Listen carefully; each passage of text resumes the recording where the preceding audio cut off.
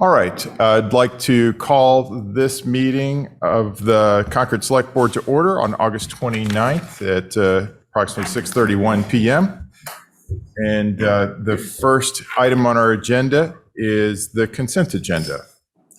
So could I have a motion for that? Okay, I do have one question about it,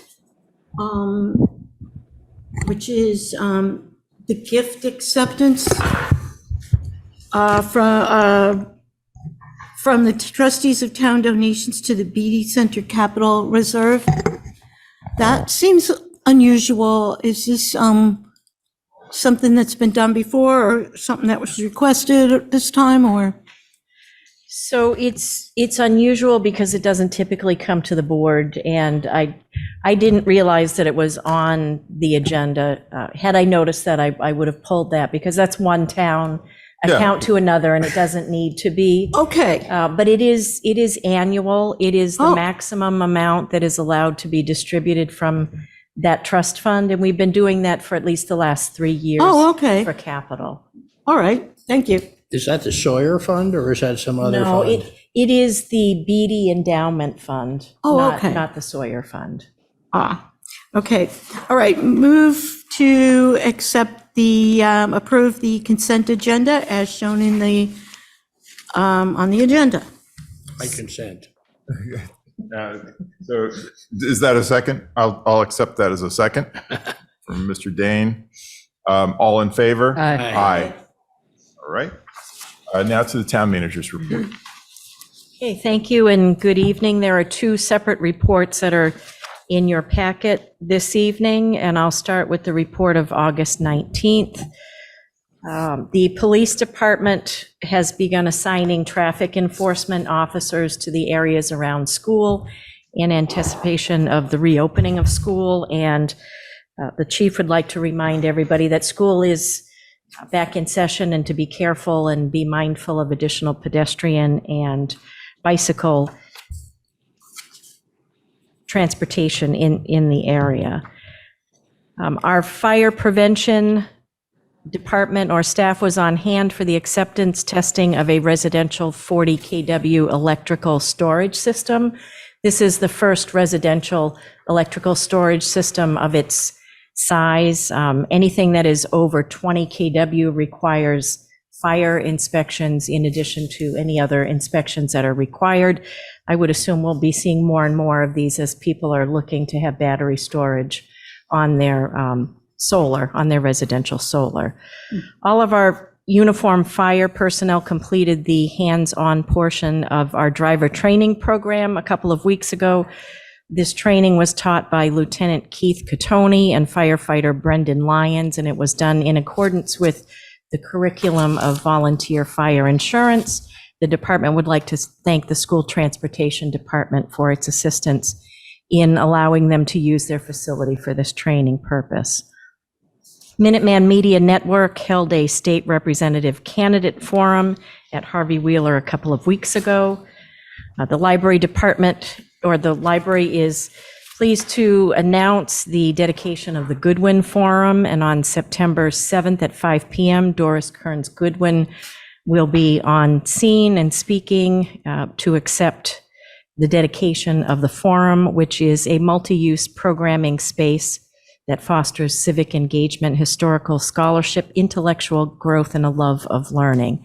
This event does require registration, and I heard earlier today that the in-person registration is full, but the event will be broadcast live stream, and so people have an opportunity to participate that way. Let's see. So there are a lot of updates in this particular report for you to take a look at. I'd also like to announce the appointment of Paul Creedon as our building commissioner. Paul had been serving as our acting building commissioner since the retirement of Ray Maddie. He's been on staff with us since 2019 as a local inspector, held that same position in the town of Belmont for a few years prior, and then before that had his own construction business for a very long time. So we're pleased to be able to make that promotion within house. And let's see, I'll just quickly turn to this past week's report. And there's some interesting information metrics on YouTube participation in our meetings. So they mentioned that Minuteman Media Network mentioned that the largest age group of viewers is 45 to 54. That was a little bit of a surprise. I thought it might be the next group, but the 55 to 64 came in second. Over the last year, the top 25 watched videos, 8 of those were public interest, 7 were school committee meetings, 6 were school events, and 4 were other town committee meetings. So We don't rate.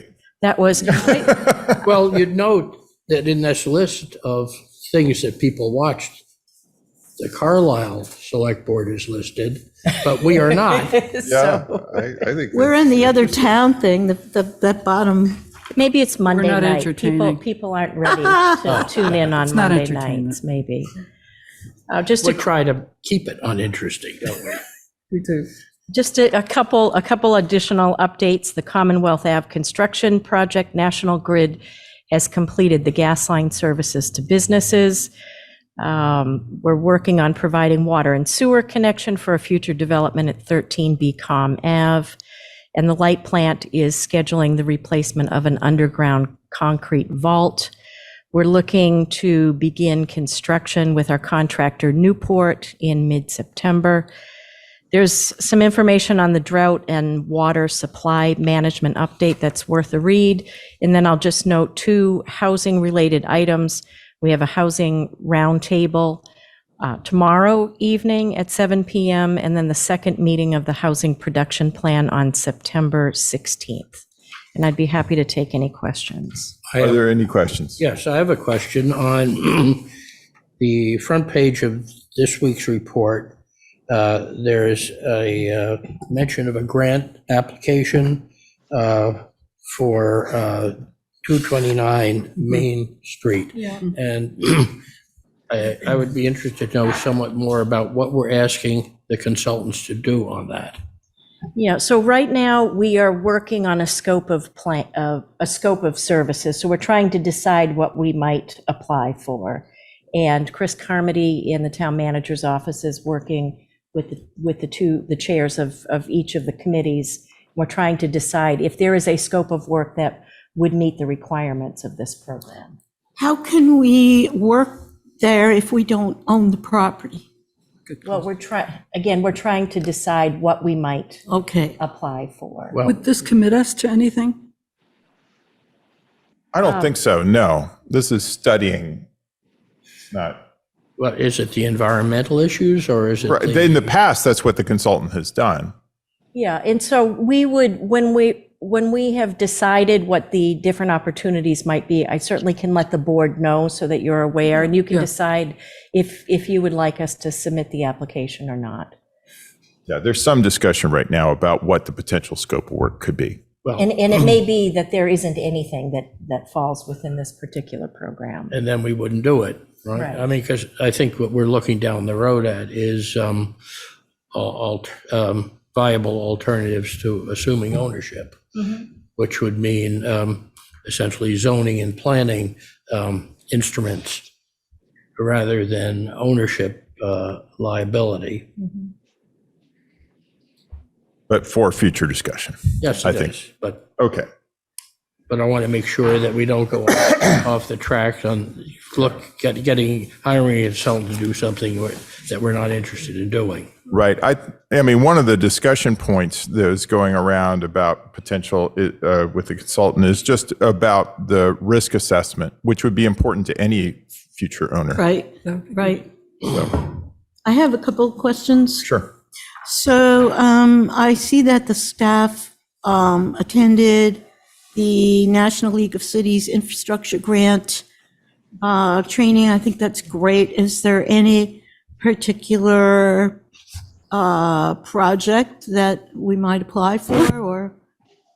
We don't have anything identified yet. What we're finding is there are endless grant opportunities, and we want to make sure that we're aware of them. Right. And that we're applying for things that make sense for us. Right, So that was the first step in one of the processes. right, because several months ago at a board meeting here, when Alan Cathcart was here, he suggested, and I think Mary or Linda suggested, let's try to do an infrastructure transportation study of some type, town-wide. Yes. So maybe that would fit in here, I don't know. Okay.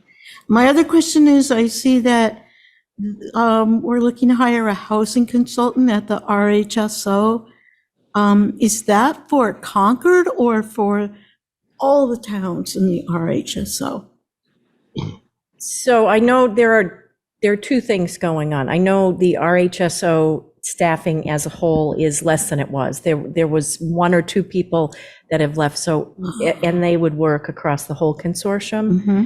But I do know that Concord also has requested services that are over and above the additional contracted scope of services. Okay, I think And- that's it. And what is that for? Well, I know one of the discussions was with respect to the Affordable Housing Trust, that there's some work that RHSO has done with that group.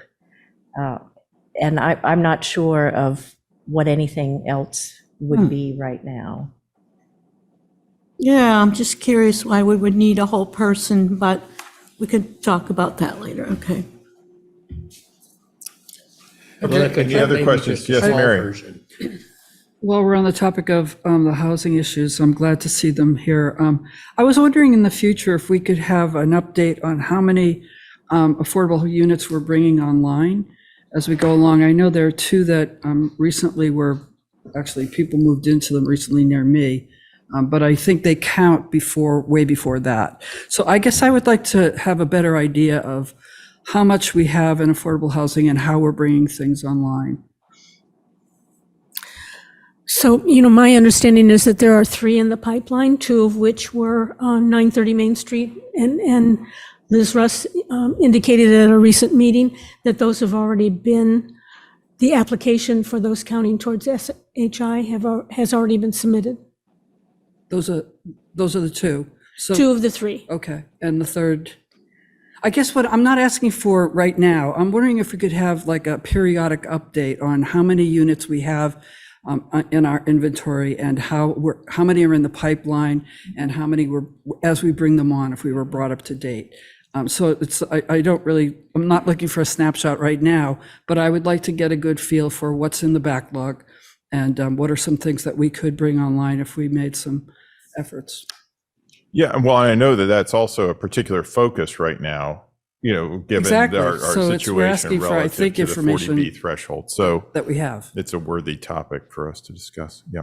Perhaps, is it September 19th that RHSO is coming to talk about Christopher Heights? That's the latest proposal. Yeah. So Maybe at we that could meeting. do double duty then. That'd be great. But I'm actually thinking we should have that periodically. Oh, I think and we should not- have quarterly updates. Yeah, quarterly sounds That would be perfect. really good. Good, okay. Yeah. I mean, there's usually something to talk about with With affordable housing. with the Regional Housing Services Office. Yeah. Or even if it's just a little sentence in the town manager's report, just to get an update Right, every we I don't- quarter. mean, we don't we need- also have the housing production plan process going on. Right. I know there are forums coming up, and Mhm.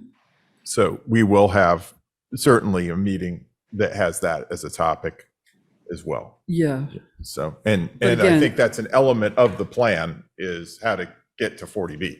right. Yeah. But again, that's a point in time. It is. But I would like it to be more Ongoing. regular. Yeah. Yeah. Thank you. Okay, any other comments or questions for the town manager?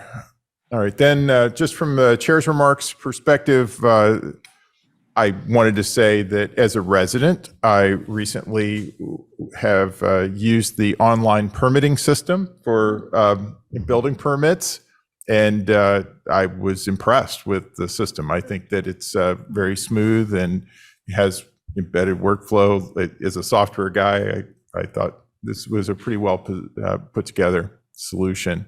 Certainly compared to the paper process, the back and forth that it takes, with asking questions and being able to submit things online, it's quite nice. So then, I haven't gotten my permit yet, but it's you might hear another thing later, but so far so good. So far, so good. But the other two things were just a couple of agenda notes.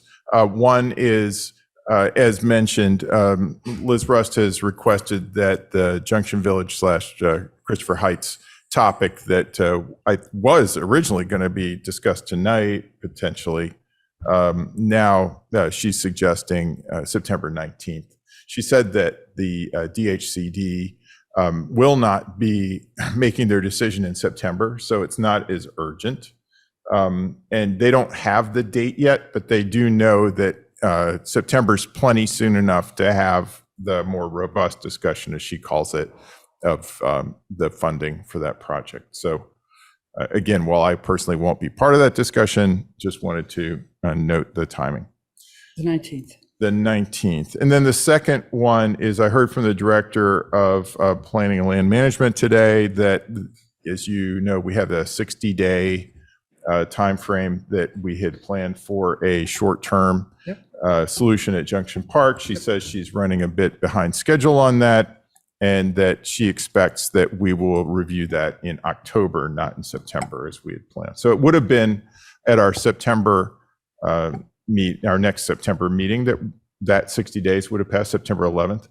But instead, now she's expecting October. She says she'll have additional consultations with the Green Thumbs and other groups in between. So I'm the liaison to the Bruce Freeman Rail Trail. Do they know this, or should I let them know? I just heard today, so Okay, I I'll let don't them know Okay. whether they're in the loop on this. Okay. I actually just asked the question and got the response All right. today. But the question is, has this process been going on for the past 40 days, or is it just going to start? She said that there were other priorities that got in the way, so I don't know.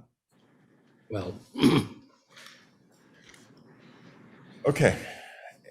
it shows that when something comes in front of us and we ask that we get a product by a certain date, that I understand. it is voluntary that it gets pushed back.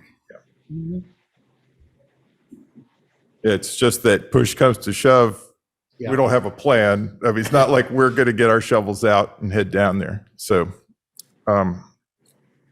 we do depend on staff for that kind of resolution.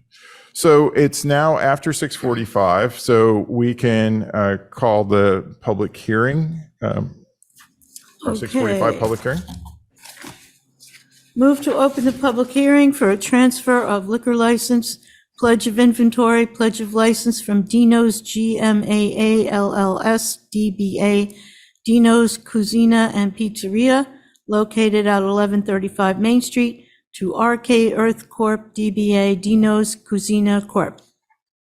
Okay, do I have a second on opening the hearing? Second? All in favor? Aye. Right? Okay. Do we have representation from the applicants this evening? Okay, please step to the table. Well, step to the table. I think we'll have a little bit of discussion Okay. on this first. So feel free to pull the microphone up and sit here at the table if you like. And so if you just introduce yourself. Yes, so good evening, everyone. My name is Rafael. I'm the owner of Rossini's Pizzeria in Concord.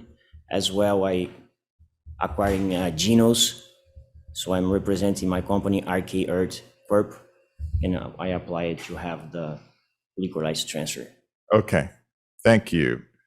And I guess we have had a lot of recent activity on this application. So I guess over the weekend, Mr. Dane had pointed out a few defects in the application. I know that today a number of documents came across our desks, virtual desks, but there's still a couple of loose ends. I guess there's a police report that we need to get about the alcohol license, about the representatives, and they're clear from that point of view. And then also there was a question about the lease that's referenced and whether the organization referenced in the lease is still active. And so I guess the question that I would have for you is, would it be appropriate at this point to continue the hearing until our next meeting, which would be September, I think it's 11th? 12th, September 12th. And at that, and in the interim, we would have all the documents in order and be able to assess your application in full at that time. I just believe that at this point, we don't have everything that we would need to approve the application. So, I mean, there are things we could do, conditional things, but I don't, especially given the number of changes that have come in today, I think it would be prudent to look at this at our next meeting. Okay. Is that all right with you? Yeah, absolutely.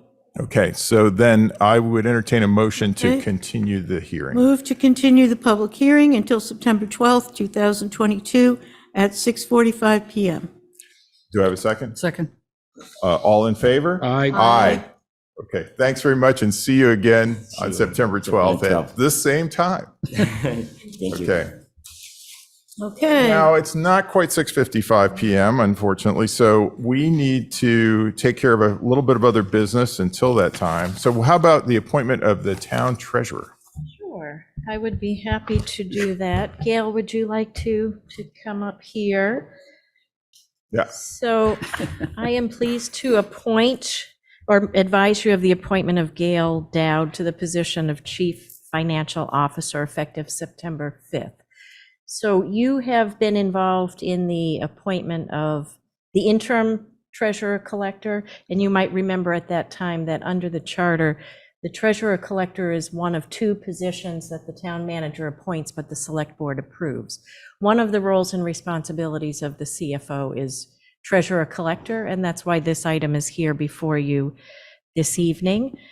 Gail, you met back, I think, maybe in January or February, probably in February virtually. Yeah, over Zoom. Yeah. And so maybe for some of you, this is the first time that you are seeing her. She has worked with us on a part-time basis since February. She's job sharing with her former colleague, Bob LeLesher. Both of them worked together for the town of Reading for a number of years. Gail is an early retiree and decided retirement's not everything that she thought it was, right, Gail? And she's interested They told in. me I was too young to retire. I didn't listen. Right. Interested in coming back full-time. Gail has been very instrumental in our financial software conversion. She's worked very closely with the middle school building committee. And she is the one, even though she's here 3 or 4 days a week, she's the primary person who's been interfacing with the finance staff. So we've had a lot of opportunity to assess her skills and abilities, and just thrilled that she was interested in continuing with us on a regular basis. And so I'm here this And evening. I've occasionally interacted with Gail and approving warrants. So I think that unless there's any discussion, we can go ahead with that appointment. Couple quick questions. Sure. Congratulations, Gail. Thank you. Are you going to be full-time? So will you be here 5 days a week? I will be here 5 days a week. Bob will still be helping out, so we'll be office sharing. Okay. And are you the person that's going to staff the finance committee? Okay, enjoy. Was no an option? Yeah.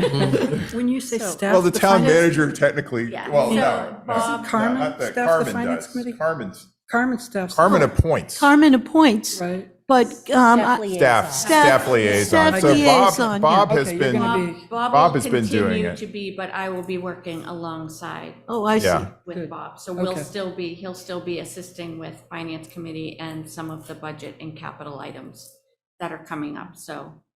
So because of the number of things going on at this point in time, Bob is going to stay for at least a few additional months, and he's going to help out with the budget process. How about the capital planning process? Yeah, so, That will also be, Bob has been spearheading that as well. and that'll be just this first time around because of the timing of this appointment and the work associated with the middle school building committee and the software conversion, which we're doing in-house. We're going to keep him for a period of time. And throughout that transition period, I will be working very closely with Bob. We're all getting all of the emails and the spreadsheets and the schedules. So we will be working closely, but Bob will be the face of it. Okay. Any other questions? And, Carrie, if you can just remind us when the appointment is effective? Right, so that, we're asking for the appointment as treasurer collector effective October 1st. And the reason for the difference is you made an interim appointment through September 30th, and rather than rescinding that appointment, we'll just, Gail will start full-time September 5th, but the treasurer collector title will transfer on October 1st. Okay. All right. Good Now, luck. Yeah, Thank now you. can we have a motion? Okay. Motion. Move to appoint Gail Dowd to the position of Town Treasurer Collector, effective October 1st, was it? Yes. Okay, 2022. Do I have a second? Second. Okay, all in favor? Aye. Aye. All right. that's- Congratulations. Thank you. All right, and now I believe we're ready for our second public hearing, which is about the application for storage of inflammable fluids. Move to license. open the public hearing for a storage of inflammable fluids license for the storage of liquefied petroleum gas from Heritage Pool and Racket Club located at 155 Old Bedford Road. Okay, do I have a second? Second? Okay, all in favor? Aye. Aye. Okay, the public hearing is open. Do we have a representative from the applicant, maybe online? Yep. Dawn McCullough, I'm here on Zoom. Okay, thanks very much. And and could you also identify your role with the organization? So I'm the president of Heritage Pool and Racket Club, and we had the fire department come by and look at something, and then they realized that we should, have been licensed for these tanks, which have been existing there for probably 50 years, as long as the club has been open. But we weren't aware of that, or it was I don't know if they told me it was something new. So we just got the application in to be licensed for them specifically. Okay. Yeah, it looked like it was a state regulation that was Yeah. driving. Okay. Yeah. I was not clear, but regardless, of course, when they mentioned it, we wanted to. And perhaps it was because of the aggregate quantity, that it was Yeah. more than one tank. So what do you use those tanks for? Just to, So one is, so there's two large tanks. One is used to heat the pool. So that's used in the summertime to heat the pool. There's another one, not quite as large, that is used to heat the paddle courts, the outdoor paddle courts. And then there's just small tanks on grills around the property. So there's, maybe 10 of those that just, people can come and grill food while they're there at the facilities. So there's a handful of those as well. okay. And while it's not our business in front of us tonight, I would like to point out one other point of business we have, which is about our fossil-free fuel infrastructure initiative in Concord, where we actually, for new buildings, if we can get our application through, we would not have any fossil fuels doing heating, for example, of something, Okay. and we would be looking for all electric in the future. So it would be great if the Heritage Club would consider that, especially with LP gas doing a major heating that I lost you. Okay, Yeah. sorry. It's just that, it's certainly our preference to go green on stuff Sure. like this in Well, the when it's future. time to update, I'm sure we'll be looking at that. Yeah, okay, so, but for now, we do have this regulatory issue, and are there any questions from the board Yeah, I'm about wondering, the application? yeah, I wonder if you could just have a brief description of your club. I've never heard of it, actually. So you just tell us a little bit about who you are? Sure. So we are down off of Old Bedford Road. There's our driveway. There's a street sign which says Heritage. It's just a driveway. It's not like an actual street. So our address is actually Old Bedford Road.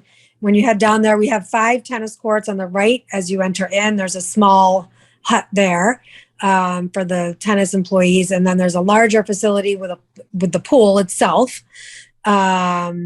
And then if you keep going around that a little bit, there's paddle courts. So the paddle courts are only used in the winter.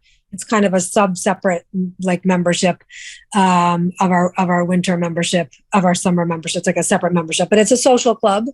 There's 205 members. And that's it. Do you have a liquor license? No, Okay, thank you. we do not. Yeah. Any other questions? Happy to answer them. I was struck by one of the other references given, Monument Farm, 6,000 gallon tanks. Oh. It was Was that really large. I mean, for 3 times as much as they have. But I don't, that's not on the table tonight, but I just was struck by how much LP we were talking about there. That's, I mean, one of those 1,500 gallon tanks is more than what you'd have for a single.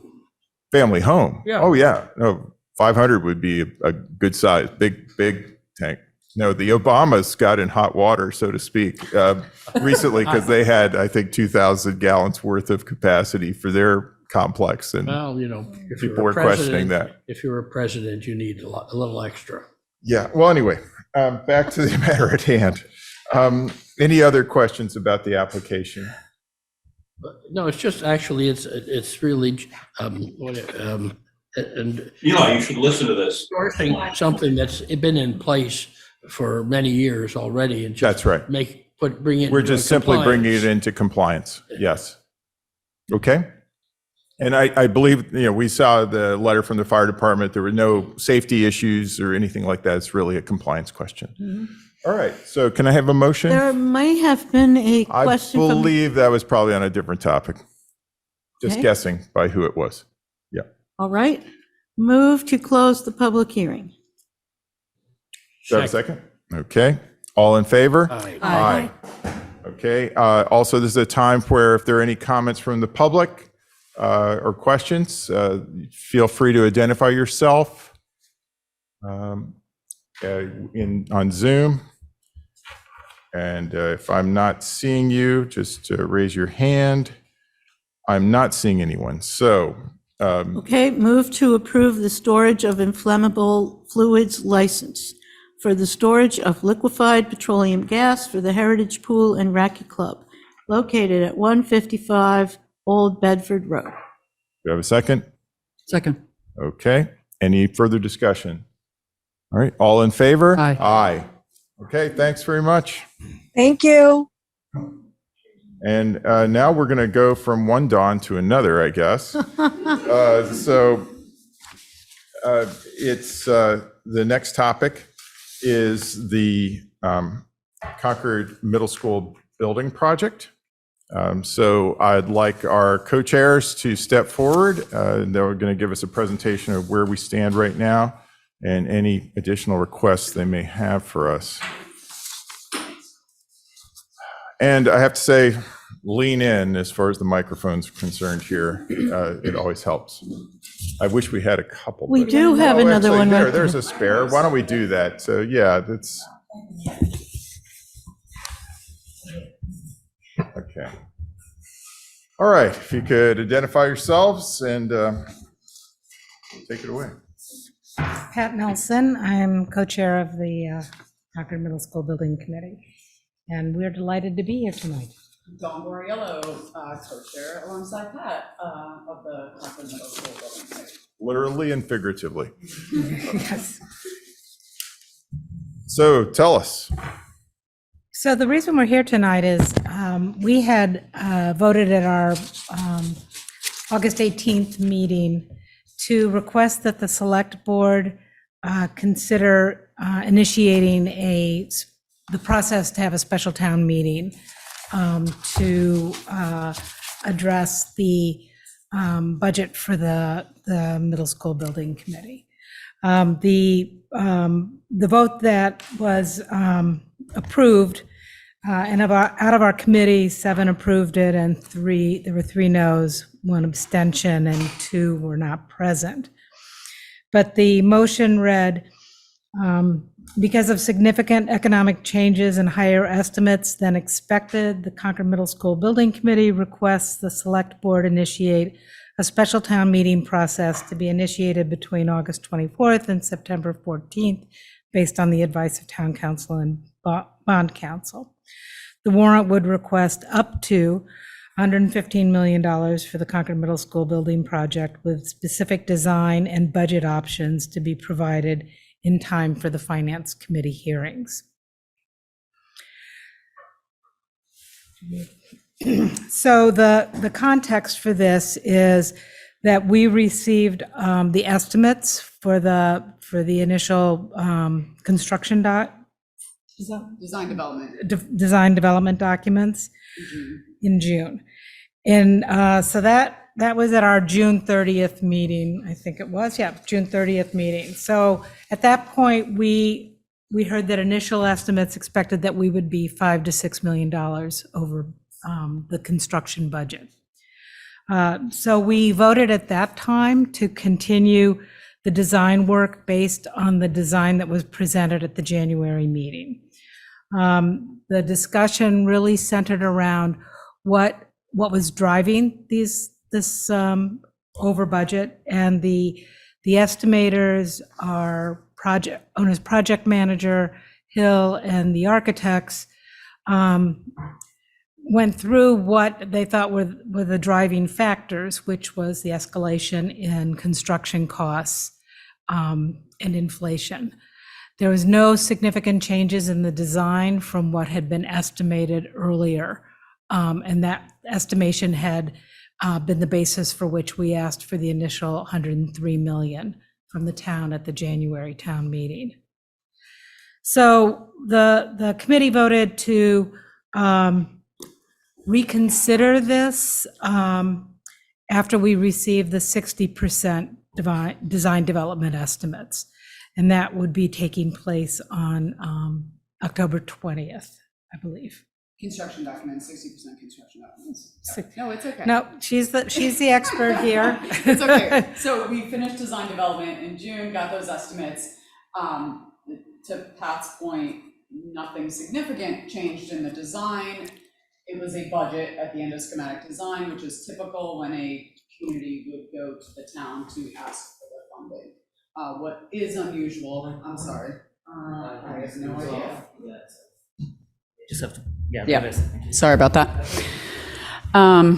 So anyway, that was design development. In order not to hold things up, we asked the designers to keep moving forward. We have another round of estimates, 60% construction documents in October, 90% construction documents around the new year, end of December, early January, and then it goes out to bid in the spring. I think what everyone is worried about is that the market is so volatile right now that the numbers may not self-correct. And almost all of it has to do with essentially buffer money, because no one knows what's going on. So with supply issues, subcontractors are not holding their numbers like they typically would. They would typically give a number and then, support that number. But because there's so much volatility, no one is doing that. So everyone's buffering numbers that are getting buffered. So there's lots of buffers because no one knows, right? So essentially that's where we are. And things may self-correct by next spring. We don't know. We also know they are not likely to self-correct by next month. So there's a lot of concern that we're just trying to get ahead of it in the event that the bids do come in high, that we don't have enough money to fund it. So that's where we are. And the reason that we at our August 18th meeting voted to come to you all now and ask you to schedule an early special town meeting before we get the 60%. Well, the town meeting wouldn't take place until after we get the 60% construction estimates. We wanted to try to time this so that we have some kind of an understanding of what the will of the town is. Because this is a big number, once we start to adjust the budget, we're going to have to make some probably significant adjustments in the design. And so that gets us into, and I'm going to actually ask you to explain this. Once we adjust the design, then and we ask the architects to design to a different design or to continue to design to the design that we presented at town meeting, we get into some of a risk factor with who's responsible for the costs of this. So maybe you could explain that. Yeah, contractually, I think is what you're getting at, that the contract with the designer says you need to design to the budget. Right now, the construction budget, I'm going to use loose numbers, 80 million. Our estimates came in at 85-ish at the end of design development. So by contract, they need to, work with us to make decisions to bring that number down. But they recognize that there's, a larger gymnasium because the community asked us to try and incorporate that, an auditorium, things that otherwise might need to be cut out. We don't want to make that decision as a building committee without hearing from the town because they were so vocal in the process along the way to include it in the project. So contractually, the architect is saying, we're supposed to design to budget. Your budget right now is 80. If you tell us to, I'm just using an example, take the auditorium out, that changes the design and it is a different project or a different scope than the town voted for in January. So the challenge that we faced as a committee was certainly one would rather wait until you had firmer numbers as to what this is really going to cost to have a special town meeting. But if we wait, the timing between the construction project and the contracts with the architects, it gets out of whack. So what our thinking is if we could pick a number that we could ask the town, would you go up to this, not beyond this, and probably not to this, but would you go up to do you want to go up to this number or some number in between to save the design of the building?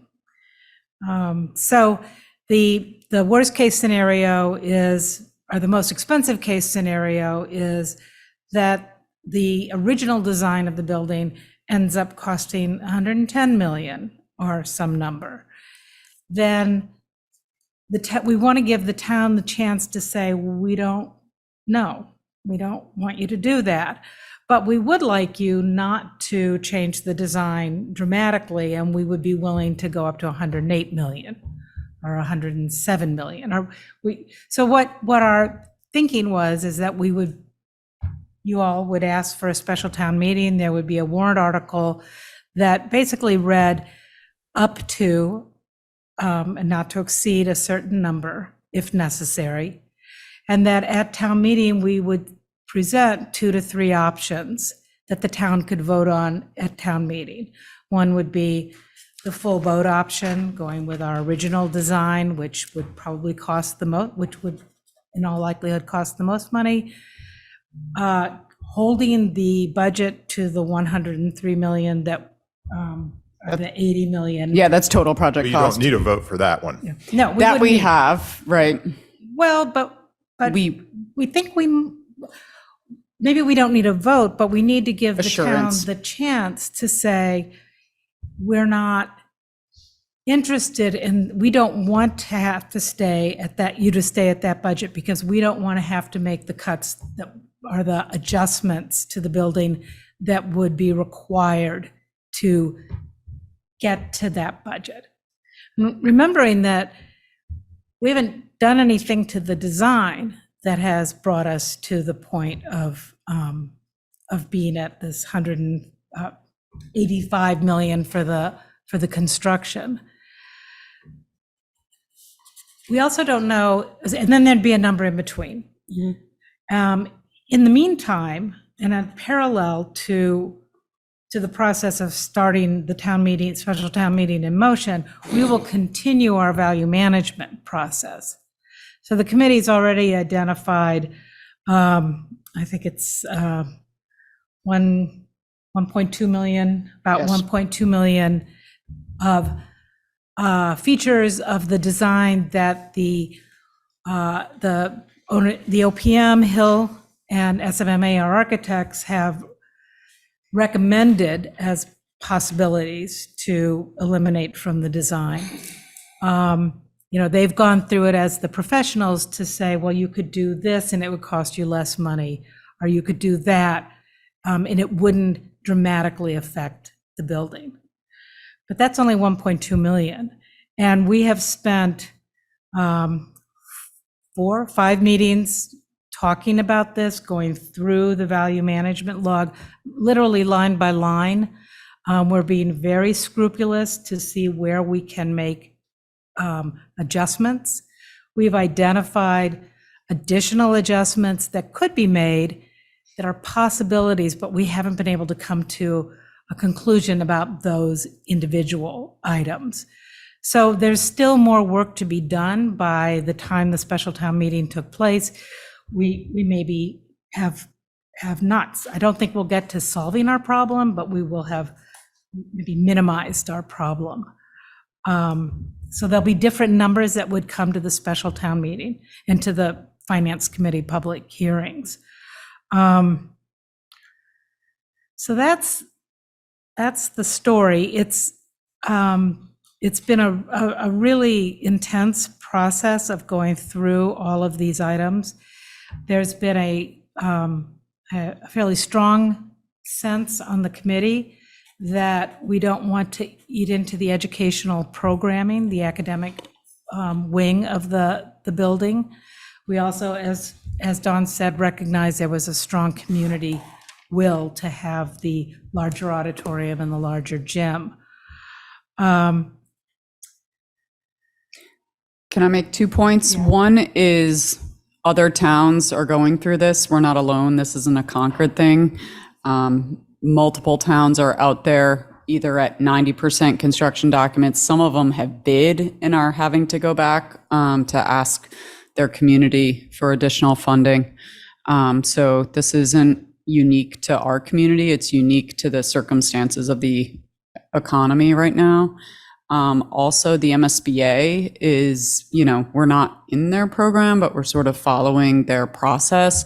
And they are doing something I've never in my 20 plus years of working on projects with them seen, in that they're letting projects come in at estimating over budget with basically value management items that they're willing to take to get them to budget if they continue to be over. So that's fairly unusual, and a recognition that the economy is volatile and a lot of numbers are coming in high right now. So just 2 points related to other communities and other projects.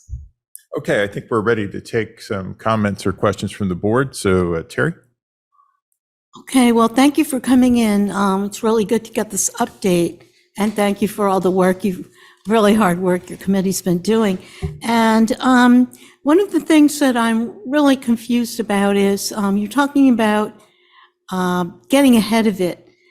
And I'm just thinking the way the bid process works. If the town meeting goes up, votes for 115 million, for example, now the bids are out. They know that vote because it's a public vote. So does it become a self-fulfilling prophecy? Whereas if, for example, the town meeting said, no, we only want 100 million or whatever, and then the bidders know, okay, we have to. So can you say something about that? Does it become a self-fulfilling prophecy? There are definitely parts of this that I don't have a full understanding of, as far as how you can borrow against something that you haven't approved enough money for, if that makes sense. So, we what was it, 103 and change was the number that we approved at town meeting in January. Say the number comes in at 110, and I'm just using an example. I have no idea what it's going to come in at. My understanding is that you cannot then move forward with the project at 110 because you don't have the borrowing capacity unless there's some money in Concord that I Right, don't so know then about. you would go back to town meeting to, Well, but Maybe. bidders won't hold their bid for long enough for that process to. okay. But So the there problem is- I guess, if town meeting votes the 110 or 115, or let's say they vote 150 or 200, whatever number they vote, now the bidders know what number to bid To some at. degree, but they're still competing. So there is still an understanding, and especially filed sub bids, that, it's a competition. They aren't just saying, we're gonna, if it was a construction manager, it would probably be exactly because they don't have, besides filed sub bids, they just have to own the scope. It's a very different process. So with a design bid build, there's still a level of competition as long as, people are looking for work and contractors are out there being competitive. So I don't know. I've been doing this a long time. I kind of agree with you. You put numbers out there, but that doesn't mean that that's what it's going to come in at, because example, I bid a project almost 2 years ago. We had our numbers all out there. Everyone knew what the town I was working for approved at town meeting. It still came in 10 million under. So there's an example where, despite what was approved at town meeting, the competitive numbers came in where they came. Okay. So Okay, and my other question is, say we had a special town meeting, when are you looking to have it in, the end of October, is it, or? No, I think, so I've been kind of trying, Matt did a nice job of putting together for us kind of the cadence of the town meeting process. Yeah, it wasn't in our packet this time. Okay, actually, my real question is, after the town meeting, how do you know, say the town meeting bids agrees to 115, for example, but there's still construction inflation after that, and now the project comes in higher, and then we need yet another town meeting. Is that a possibility? Well, that's precisely why we're using the number 115 million. The two independent estimators came in with this first estimate at 108 million. And so when we discussed this at our committee, we'd invited the chair of the finance committee to join us, and she had recommended that we increase the number in order to account for, have a cushion. I mean, I guess, Terry, we could just go on forever with this. Exactly. That's exactly right. That's why I'm asking. I don't think there's an appetite to spend more money than we want to. I think we're trying to be reasonable. Right. And based on other numbers I'm seeing, we are less than 10% over in our estimating. We're 5 million on 80. So there are projects I'm seeing that are 10, 15% over. So, in the whole scheme of where the economy is and what's volatile, I think we're doing okay. It's just we're not, it's still higher than where we wanted to be. Right. I'm just worried that it's just going to keep We're happening. all worried. Yeah. But I will say I've seen a couple recent bidding project or bids, hard bids. So there's different than an estimate. An estimate's a crystal ball, right? A hard bid's like a contractor is actually willing to, be paid an amount to do the work. And they're, things that were high are stabilizing. Okay. Things are changing. Gas prices are down. People seem to be able to get materials. I'm not saying that's going to wash everything away. I'm Right. just saying that it doesn't appear to be getting worse right now. Okay. Well, would the committee be willing to consider anything like waiting for the 90%? Or saying that, if town meeting votes the 115, that some of it be put in as contingency, or that you will not, that if it comes in higher than that, you'll do more value engineering, or is this, are there breaks that the committee can put on in some way? So time is money. So in theory, we could, but there are pauses that would need to happen in the design or changes in the design that would cause it to take longer to get the bid documents out there. As an example, we can make value management decisions now that they can implement into the 90% drawings that would be estimated. But in order to, we have to make those decisions now. If we wait until 90% and then say, oh, we're still 5 million over, and to get there, we have to, again, I'm going to use the auditorium example. I'm not saying, I'm not in any way, shape, or form advocating for getting rid of it. I'm just using it because it's a big scope. To then at 90% say we need to get rid of the auditorium to stay on budget, they don't have time between 90 and 100% to make those changes. That's a significant piece of the building that has to be redrawn. And it's not just architecture, it's structural, it's MEP, it's it touches every single consultant. So those type of decisions need to be made now, because at 90%, you can change like what type of hardware you're using fairly easily, but you can't take out a huge piece of the building. Does that make sense? So if you wait until 90% and then have to make huge changes like that, it would delay the bid documents going out. There's no way you could take out a huge scope of the project between January and March. Then Okay.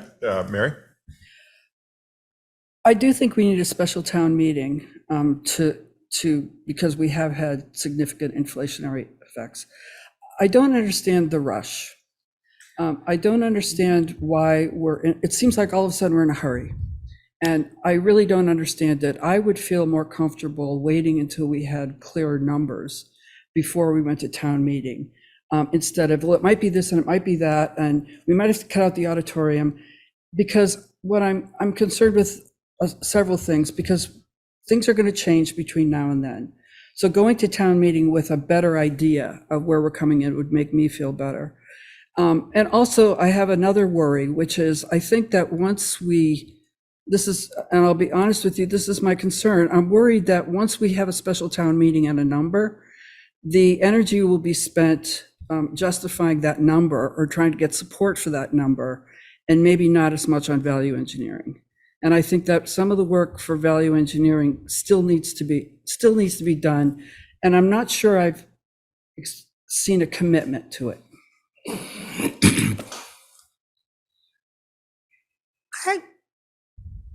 Okay, I accept that you haven't seen a commitment to it. I feel like the committee has started the process with an enormous amount of commitment and vigor. What we have also committed ourselves to is trying to find every possible avenue for adjusting the building without impacting the educational program. And we have not gotten to the big items on the value management list. So Aren't there other opportunities though, besides just the auditorium or the gymnasium? Yes, there are, other and we have been so that- looking at those. And Right. so at our next meeting, which will be on our next meeting is 8th. September 8th, that we will continue with the process of value engineering. On September 15th, we will continue with the process of value engineering. If my timeline sort of is correct, we wouldn't open a warrant until the 15th. The select board would. Of September, right? Of September, yeah. Yeah, the 15th. The select board would vote on that article at your 19th meeting. I looked on the website, looks like you have a meeting on September 19th. And then we would continue to value engineer all the way up until the last moment that we have to then provide something for the finance committee to look at in terms of the options that we would be offering up at the town meeting. So there would be 3 options, 2 to 3 options. And we, at our August 18th meeting, Carmen, the town moderator, came and explained to us that we could do that. We didn't have to have an exact number. It could be a number up to, and we could present 3 options at the town meeting. So the town would have the opportunity to vote on one of those, to choose one of those 3 options. But I hear you, Mary, and this is a really tricky process because we have a design that we worked very hard on, and it is not a Cadillac of designs, but it does support an educational program that the school committee voted on, the ed plan that the school committee voted on. And if we start to impact things like the number of classrooms or the number of labs or any of those things, or even some of the outdoor pieces of the project that impact on the ed plan, the school committee would also want to weigh in on it. So we're trying to see how we can, how much we can adjust the project, how close we can get to the number before we actually have a vote at town meeting. Are there ways to value engineer some savings without impacting the ed plan and without taking out or shrinking the auditorium or the gymnasium? Are there opportunities? There are. I would say that they're smaller numbers in that if we're trying to get to 5 million, if we're trying to get the full amount down, Yep. there have to be significant changes. And by that, I don't, I mean more than 18,000 here and 40,000 there. Here's an example. On last week's meeting, it was voted not to take this value management item, but $500,000 to go from triple glazed windows down to just insulated double glazed. And that affects the EUI, which is something that the committee has been, committed to, and we were asked to be committed to at the special town meeting. But that's a significant number. So $500,000 versus a bunch of 18, 20, 40, those don't add up as quickly. So there's not as many large numbers like that. To not demolish the existing Sanborn is a large number, but then you don't have playing fields. You have this existing building that's just, not being maintained on the same property. That's not ideal either, right? And it's kicking the cost down the road. Right, What right. about the bridge? Yeah. So the bridge has been brought up, and the sense of the committee at our last meeting was not to ask the architects to redesign it. And the reason that came up was because in order to understand what the value of that is, they would need to redesign a major piece of the building.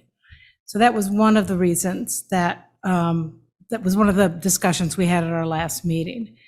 The other discussion was from the educators, the sort of integral part that land underneath the bridge plays in connecting the front of the building to the back of the building and then there's all kinds of things that happen in the back of the building that connect the cafeteria to the outdoor classrooms. And a big piece of this big piece of this plan and the big piece of this model for the middle school was acknowledging a lot of the educational thought around the importance of kids being outside and being in nature and being connected to nature. And I know that can sound esoteric, but it is more and more becoming apparent that kids need these kinds of experiences and they contribute to successful outcomes in schools.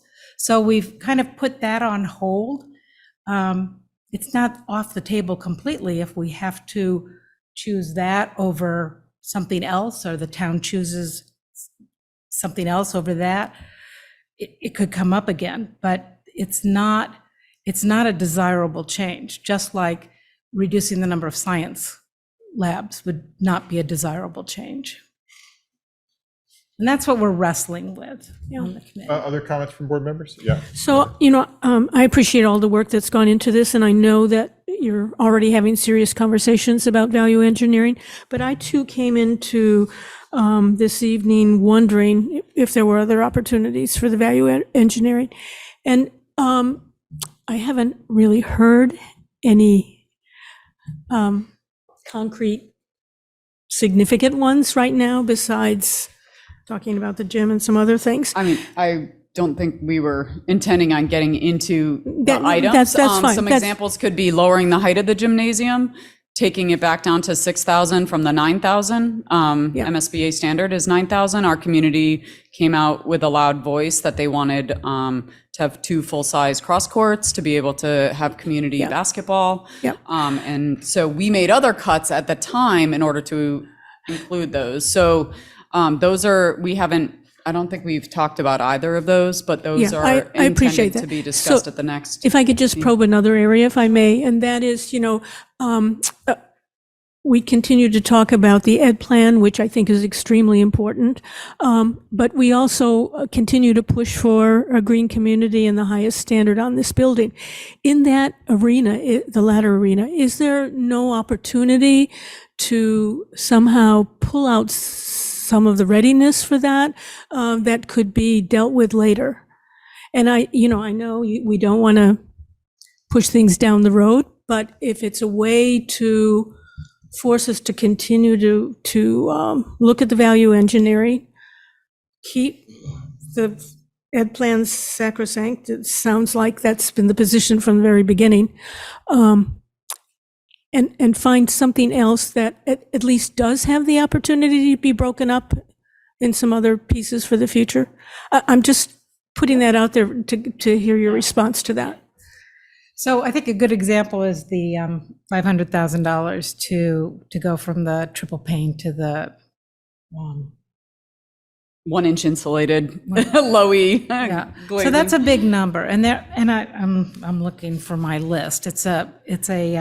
We've gone through a lot, and there have been some big ticket items that we have. I did see that list, went online to look at the list. But we aren't finished yet either. We're not, by no means are we finished, but it is clear to us, and it has been clear from the beginning, that taking 100,000 out here, or 200,000, or 50,000, or 40,000 is not going to get us to the full 5 million. So even if we can get to a much lower number, we would still have to have a special town meeting to change that number from 103 million to whatever the number is going to be.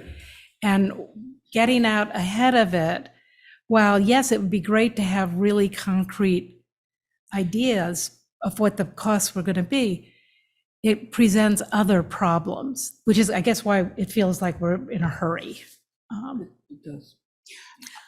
Another example, just off the top of my head, where, it can be a large number, doesn't so much affect the educational plan at all, is going from linoleum flooring back to a traditional VCT, which I don't think this building has. But linoleum does not require annual waxing, buffing. There's a whole maintenance piece to it that VCT requires every summer, that they have to strip the floors, they have to refinish them. There's a whole process that is intense from a maintenance standpoint that linoleum doesn't require. You dry mop, wet mop linoleum, and it lasts a very long time. We're building a 50-year building here. So there can be material changes, but we also have to weigh what's best for our community, because, is stripping them, waxing them every summer best for the school and for the maintenance staff and for the longevity of the building. Frankly, VCT is brittle and it cracks, and then it doesn't look good in a few years. So I'm just using that as an example, that it doesn't affect the educational plan. That doesn't necessarily affect the sustainability, but it has a maintenance issue that we. Henry, I haven't, oh, sorry, you had a follow-up? Just one other, and that is the material that was in our packet for requesting a readout on escalation costs built in and what would be allowable without going to town meeting? Where does that fit in with this? Okay, I don't know, Carrie, if you want to speak to that. It's not without going to town meeting, it's with what the requirement might be to go back to a ballot question. So the ballot question was approved for a project and not a hard dollar amount. And there is a process that the Department of Revenue has set forth that allows for the director to opine on whether or not the increase that's approved by a town meeting is covered within the scope of the ballot question. And so that's what's included in the packet. And that's definitely something we would have to follow that process before we decided whether or not we needed to have an additional ballot. And I actually think that one important point of input that we could give the co-chairs is our sense of whether we believe that a townwide vote should be required, even if it's not ultimately required by Yes, the state. I agree. And I think that maybe we could provide a threshold or something whereby, we would, as a town, I think, consider that it would be important for voters to have the chance to weigh in on a change in budget. To me, it's like, I don't know, anything, well, we just had a debt exclusion vote for $1 million project for the schools, right? Exactly. So it just seems to me that the precedent's kind of been set that if in that case, it was required if we wanted to exclude it from the debt, but even so, I think going to the voters for a significant, if it's within $1 million, to me, it's like, okay, that's within the frame of what we approved potentially. Maybe not everyone agrees even with that, but to me, that would be okay. But if we get higher than that, it starts to be a question. And then, of course, though, it does impact schedule because technically the project can't be confident that they have the money to proceed until that townwide vote happens. And nowadays we have that pro-con statement that has to be mailed out. So that does mean that townwide votes can't happen immediately after a special town meeting. There needs to be at least enough time to send out the mailing that indicates what special town meeting voted for that now the townwide vote can be on. So I assume that's 3 weeks. I don't know, 2-3 weeks at least. And it's happening right around the new year. So, that perhaps builds in more time into the schedule. I think from a policy perspective, because that's what we're supposed to do here on the select board, is define, what would cause us to seek a townwide election regardless of this ruling. So you're suggesting that we come up with a threshold? Just as an idea or just Yeah. a rough indication. Yeah. I mean, is there a sense of the board? Yes, I think that. I think that's a minimum. Okay. I think that's a minimum. I wouldn't, not sure I'm willing to go that far, but I think that I think your idea that whether or not an override was such that required a townwide vote, we could specify that there would be one as a condition, could we And not? that's essentially what that letter said, is among many points. But I mean, and so, because, the people who go to town meeting are not usually a large section of the town's population. Unfortunately, those that go to town elections aren't either. Well, but they might in a case like this. The way I look at it is, I don't think we should get involved in the design of the school, the details of the educational program, or the details of what you build and how high the ceilings are. But I think that the way I see it, the voters have already spoken on not a school, but they've spoken on how much they want to spend. And that's what the original vote was. It was 80 to 100 million. And of course, people see 80 to 100, probably through rose-colored glasses, as meaning 80. And it's a range. It's certainly less than 100. And they voted for that. And then we had another vote in which they voted for 103, 102, 816. was it 102.8. whatever? Yeah, it was 100, call it $103 million. And again, I see that as being as much a vote of how much we're willing to spend as it is a vote on what we want to get for that money. And so I am reluctant to keep going back to the voters and asking for more. And I think Terry may be right that it becomes, asking for more becomes a self-fulfilling prophecy. But I think, put it the other way, I think that the motivation, and I think it has to be a motivation for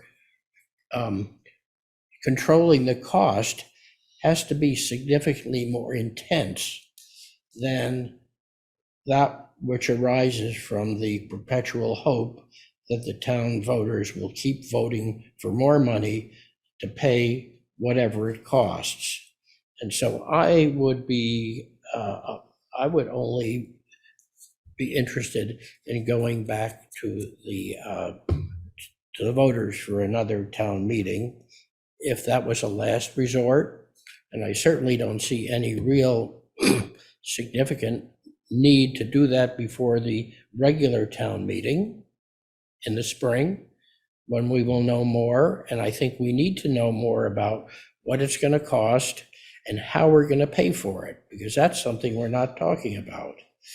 And when we talk about with 100 million, 103 million, we're talking about adding $800 to $1,000 to the tax bill for the average taxpayer. That's a very significant issue. And I see that as equally significant to what we build for a middle school. So I've still got this question on You the do. table. All right, so Okay, I have- can we speak to that question and then we'll get back to the As larger? far as whether Yeah. the select board would vote to not have a ballot question. Well, at what level would the select board Well, I vote would- to Okay. mandate a ballot? I would actually say, because if you look across the country, we're doing so much work to protect the rights of people to vote. Yeah. I think, why would we take away that right to vote? And any amount over the original amount should be put on the ballot. But that's asking the second question first, because Yeah, no, you're and I am assuming- asking the you're second question assuming first. that we would have a special town meeting. I That's know, right. but I'm I- just vote saying, Matt's- in that Matt's asking- event, Matt is asking in that us in event, the event. because we haven't yet, we will be getting to that question at our next meeting. That, I believe that's the idea. So Right. why And would then- we talk about But how we're for gonna? planning purposes, if such a meeting were to be held, then would a townwide vote be necessary? Well, but why do we have to decide how we would implement something I that we just may think- not decide to do? Well, because we need to be looking at a plan when we Because we might decide. decide to do it. We need to be looking at an overall plan and what the implications of that plan would be. That's why. Well, okay, my view on that is, as I stated, would be, it would be an absolute minimum of any, So what is an absolute minimum? that we have a townwide vote. Oh, that there would always be, Regardless of Okay. whether it is Right. required. Two members coming in with that perspective. Terry? Well, I would be okay with that, or a small minimum.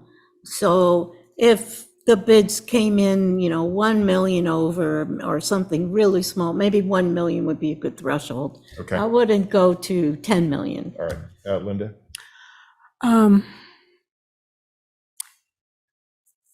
Yeah, I would be on the smaller side of this, Okay. the minimum, yeah. All right. So I think that you got the general sense of the board there.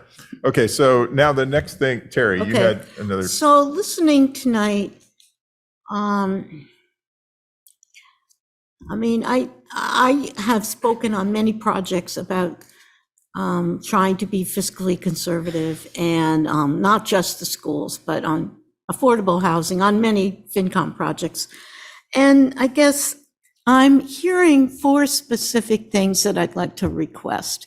to appease some people who are of that frame of mind. And first of all, that you work with the sustainability director.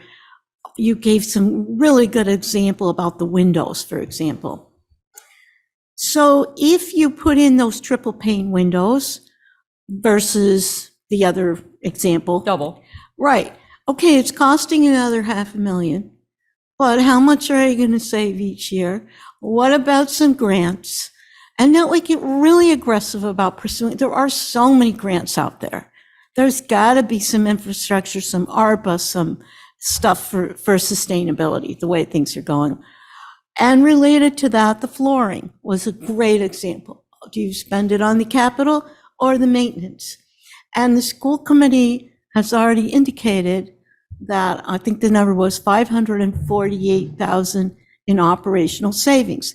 So if you're going to put in the more expensive type of flooring, now you're going to save on that summer project every year. Could you please add that to the savings so that the taxpayers, every time you add to the savings, you might be up to 115 million, but the tax bill is still, lower by the right amount. If I'm not totally clear, we can go over the details by email or ask me, but I think you get the gist of it. And then the third one that I heard was about the bridge, that I really agree about kids being outdoors and all those other points, but I don't understand why it has to be that exact design. And could you be really assertive with the architects to come in with a lower cost design that still accomplishes all the outdoor elements that you, and all the other elements that you want? And finally, I see there's one member of the school committee here. I don't want to put him on the spot, but if he wants to talk, but that's great. But the educational component is probably a very large cost. It is a school. Is the school committee willing to take a look at any value engineering? You don't need to have fewer science labs. Maybe they could be 1 square foot less or whatever. I agree with Henry. I don't want to get into any details, but could the school committee and the building committee please also consider some value engineering in the ed component that keeps the program you want, but saves some dollars? So those are the 4 things that I would like to see. Okay, and then I haven't said anything up until now. Go May ahead. I ask one question of Terry? The sustainability director, we don't have one. We don't have one right now. Okay, so I know. That'd be hard. there's someone I who think can there's help someone to us, talk or to. someone I'm sure that we can find. Yeah, we're happy to work together on that. I'm not sure. Yeah. Hopefully there's somebody you can work Okay. with on that. Well, but let me just ask this. I mean, we do have the sustainability people from our architects firm Right. who've given us information about this, and Matt Root, who's the chair of the sustainability committee, has weighed in on this as well. But are you looking for another expert's opinion? No, I'm looking for cost savings. Cost savings. So if the Applying cost, for grants, seeing if what's the- out there. And if the yeah, cost my savings are understanding. grants, Yeah. that's fine. I'm looking for the bottom line for the taxpayer. I don't care if the project goes down or the grants come in, honestly, as long as I we think with get the there. grant, it does get tricky because you may have to borrow the original amount, but then somehow offset it depending We'll on when the grant figure all comes that in. out. We That's have okay. great That's finance okay. people. We Okay. can figure We're that out. happy to, Okay. to work together on Great. that. Okay, so now, Is the concept of building to a budget something that is foreign? no, I don't think so. I mean, again, No, Why don't we- what's foreign is the rate of escalation and inflation right now. But It's unprecedented. The estimators who have been doing this for 30 years said they've never seen anything like this before. So The town's resources do not increase proportionately. okay, anyway, let me just say a couple of things because I've held my tongue up until now as both the chair and already being a member of the committee. I've had a chance to speak as a member of the committee, but a few points. One is, I think we've talked about the potential savings on some of the sustainability measures, but I would like to note that there was a vote taken amendment at a special town meeting where the commitment was made to a net zero ready building. So ironically, while we, I think, have considered the educational plan sacrosanct, that it doesn't actually have a special town meeting vote to say that, whereas we do for the net zero thing. So I would be very concerned about giving up on that goal, relative to the will of the town. The second thing is just a question, and it's about the designing to a budget and it's the contract terms. And that is, if the special town meeting were to happen and then the budget were to be increased, does that change the size of the billings for the OPM or the architects? No, because not unless it were to take them more budget. time. We have that contract signed, so they're designing, in theory, they're designing the same building. It just costs more because of escalation. So that, I don't think, unless they came back for an ad service, and we can ask them, it's, but their contract is signed and it's built on the original budget number. We can ask them. But then I guess the second question I'd have is, are there, given that this special town meeting process goes on for some time while design is going in parallel, doesn't that put some of the design at risk? And would there necessarily potentially be changes in the contract terms to deal with that? Yeah. And then thirdly, is it perhaps a time when we maybe want to have the architects have the latitude to design some alternatives because it could save in the long run? Yeah. And maybe they're reluctant to do something like, I don't know, looking at the bridge, because they've sunk the money into it, and right now there's no upside for them to do it, and why would they? Right. So, I mean, I'm an architect, so Yeah. some of those things I can answer, but I can't answer for SMMA, Yeah. is my caveat.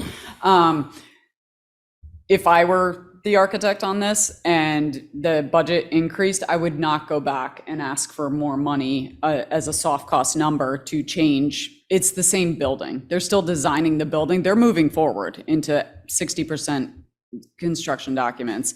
At this point, that's not changing unless we tell them to take out, to change the bridge or to change the auditorium or something major. To be honest with you, the bridge, and I don't feel strongly, I think the size of it is appropriate as far as a safety concern and being the lobby to the building, and all 700 kids come in from the front door is what Lori has told us. But whether or not the grade dips down there or that grade change happens to the other side of it, you're still gonna have a huge retaining wall. You're still gonna have access issues. In my mind, as an architect, sure, it would need to be redesigned, but you're just moving that grade difference over and then putting earth below the bridge. So it's I'm no engineer or architect, but I don't see many buildings that have a tunnel under the middle.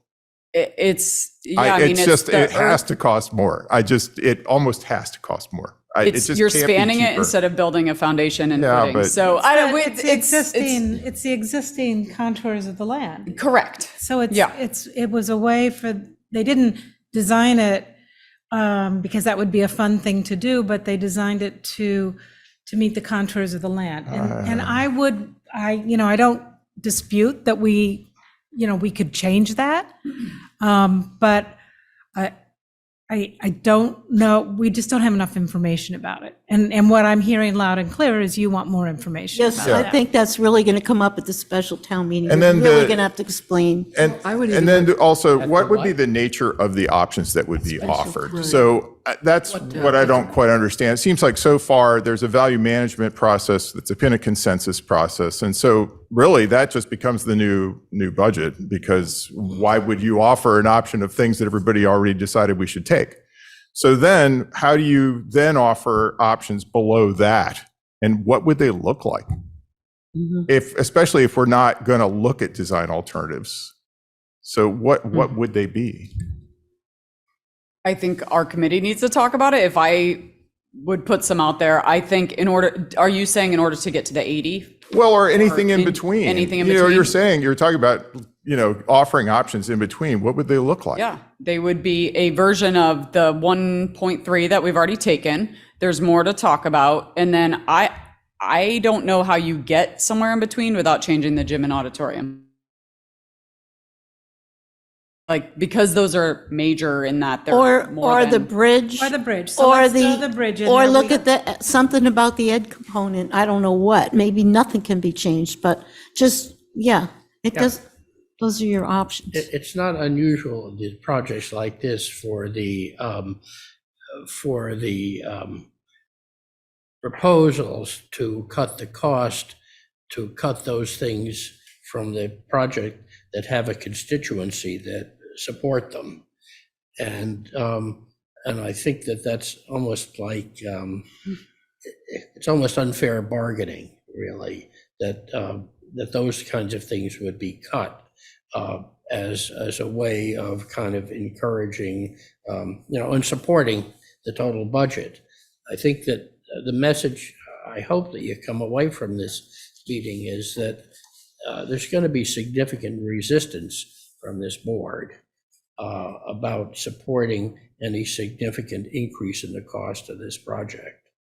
Okay, I see that our superintendent has her hand up online. I'll give her an opportunity to talk. And also, I think this is a moment where we do want to entertain public comment. We are over time, so I want to keep comments brief, but I think that it would be appropriate at this time. And I also don't believe that we have any other board action tonight. This was an update. That's right. Then the goal would be the committee goes back, they have another meeting, there are more discussions, and then at the next meeting, there would be a proposal for us to open the warrant for special town meeting on September 12th. Do we have any flexibility about when we would open the warrant for the special? Well, town sure, we meeting? could call a meeting at any other date and open the warrant then, We'll talk about that next time. okay? But it's just convenient to do when we're already having a Okay. meeting. So, okay, so Ms. Hunter. Thank you. I appreciate just having a few minutes for a couple of comments. We'd be happy to put together an overview of all the work we've done to get to the numbers we are at, both on the educational side and the value management logs. There's an awful lot of work going on, and our starting point had smaller classrooms. Like, a lot of work went into getting to the number we brought to town meeting. So we knew when we did all that, it was going to lower the option sets if we had to go back to the VE list. And that's proving true and not true. That list is long. It's just not going to give you big dollar ticket items in terms of getting from where we started to where we're trying to get. I do want to just note that the middle school building committee voted whether or not to further consider the space under the bridge and whether to ask our architects to take on work or not to scale that out and come up with a price tag. The committee last week voted not to pursue that with the architecture team, knowing that likely it would cost money to have them even go forward on that, and that there is substantial impact to the educational plan given the vision for that outdoor space. I think similarly, we just want to ask that all the committees stay synced up. The Concord School Committee approved the ed plan. I do think there is likely to be an agenda item later in September about all this so that they can have their chance to discuss and review. Again, I think we made compromises going in. We had not actually supported the need full scale for the large auditorium and gym. We will benefit, of course, but we had compromised on ways to make the ed plan work without. So there's been a lot of discussion, and I know it's hard to capture it all. And we're unfortunately back at this again, which I think none of us are more disappointed by than I am, and certainly the committee and all the hard work that's gone in. So we look forward to another conversation in the next couple of weeks, and as we make our way through this situation we find ourselves. So thanks for your time. Thank you. And I unfortunately was unable to stay on that discussion. I was on an airplane, but last meeting. But I still have a difficulty understanding. I'd love to get an enumeration of how removing the bridge specifically impacts the ed plan. I understand that there are outdoor educational requirements and activities, but I don't understand how the bridge itself is essential to that plan. You didn't vote? I was on an airplane. I wasn't able to attend that part of the Okay, meeting. I so had the to vote leave. was held after you left? Yes, it was held after I A left. couple members had to leave by then. Yeah. So, Okay, other members of the public or that would like to speak? Anyone in the audience, anybody online, use the raise hand function? If so, I see Pamela Dritt. Please unmute. Pamela and Dritt, so 13 Concord Green. Thank you for the enlightening discussion. I want to emphasize that this is an investment and we definitely need to spend more money up front to save more money on the running of the building. That's very important to have all of the costs included for any kind of good judgment in what we make.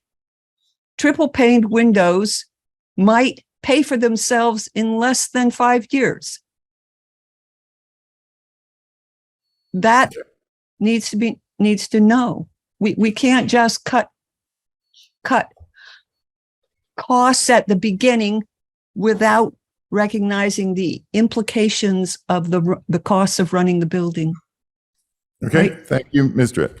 And I want to hold it to it should be zero carbon, not just net zero building. Okay.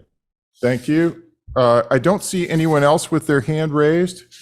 So I think that we're done with tonight's discussion. Thanks very much for coming in. Thank you. Thank you. Thank you. And we'll be speaking with you again on September 12th. See you on September 12th. And you'll be hearing from us between. I mean, you will Yeah. be getting updated as we go through this process. Our next meeting's on the 8th because of school starting this week. Thank you. Okay, so we're now ready for our next item, which is an update on the fossil-free infrastructure pilot program that Concord may be qualifying for. Okay, so Chris Carmody is here and he's going to give you a brief update. The only thing that I wanted to mention is just that we did submit the letter to the DOER indicating our interest to be one of the 10 communities piloting this. So I wanted to make sure the board knows Great and letter. the community knows. That was a great And then letter. Chris is just going to take a few minutes to talk about the information that's included in your packet. So Chris, Hi. I'll turn it over. Thanks. Good evening, Select Board. Yeah, included in your packet is a brief memo on the That's a the great fossil memo. the fossil fuel ban. So town meeting approved this Article 31 with the Select Board's recommendation, and there was a lot of activity on climate change at the governor's office this year.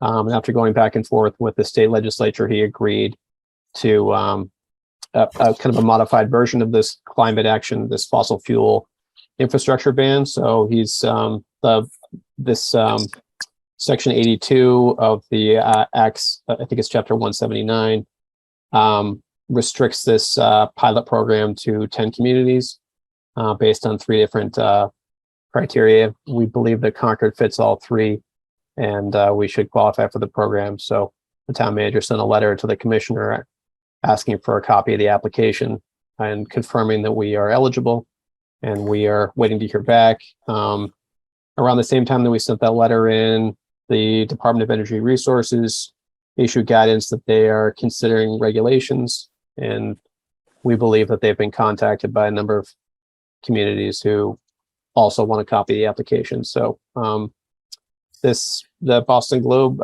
featured Concord. I think the town planner was quoted in the article. That link is in the memo in the packet. And right now we're just waiting to see the public comment period for the draft regulations by the Department of Energy Resources. There are a few, the language doesn't match up cleanly between the town meeting vote and the public law, which we believe state law would govern. But again, that's still speculative, and we're waiting to see what the regulations are, the draft regulations are once they're released.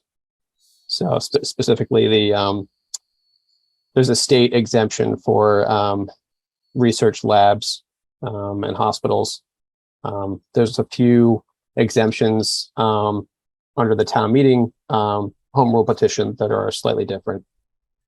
And I'd be happy to answer any. The town council has reviewed and provided an update on their legal analysis on the home rule petition and the legislation. So I'd be happy to go over any questions you have. Any questions? I have a quick question, Chris. If more than 10 communities apply, do you know how they'll select among them? No, that's a great question. I mean, I don't know how they will weight the Okay. eligibility factors. We think Concord is well positioned to be favored if there's any comparative analysis. Yep.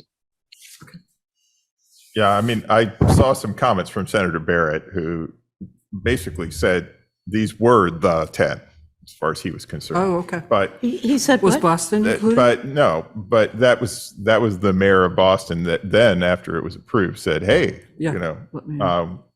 and it's funny because I almost feel like as a citizen of the world, I wouldn't, Exactly. I would say, you know, I'll defer to Boston if Exactly. they actually could qualify, Exactly. because that's all 30 times the size of Exactly. Concord easily. I know. So, I didn't hear what you said about point. Senator Barrett. He said, well, his idea was it was these 10, but then, you know, it's Okay. also clear he had set those conditions. He had really drafted the conditions on the, and not all the 10 would qualify. So that does tend to open up the possibility of others. okay. I think that there was also this question about whether, you know, the new census data would have an impact, and it doesn't appear to, at least so far, Good. everything that we've seen. Now, That's good news. the regulations still aren't set, so anything could happen, right? When will that happen? Well, By July. the home rule petition was supposed to go into effect December 31st, 2022. That will be on hold until the Department of Energy Resources finalizes the regulations. They have until June 30th, 2023 to issue those, and they haven't posted any drafts online. They're still, I think, putting it together. Yeah, I mean, and I wouldn't expect them to rush. Also, the question that I think some communities are moving ahead with revoting their home rule petitions, you know, to align better with the legislation. And there was a question about whether Concord might consider that, especially if we have a special town meeting in the offing. Would that be the appropriate time, or do we hold off, wait to see what the regulations are, do something then, or does that hurt our position in line? There's all these, I think, considerations. Yes. Yes, it's about as clear as mud. On the other hand, I just want to continue to emphasize that this is really a breakthrough. I think Concord has been visionary in their pursuit of fossil-free infrastructure. Yep.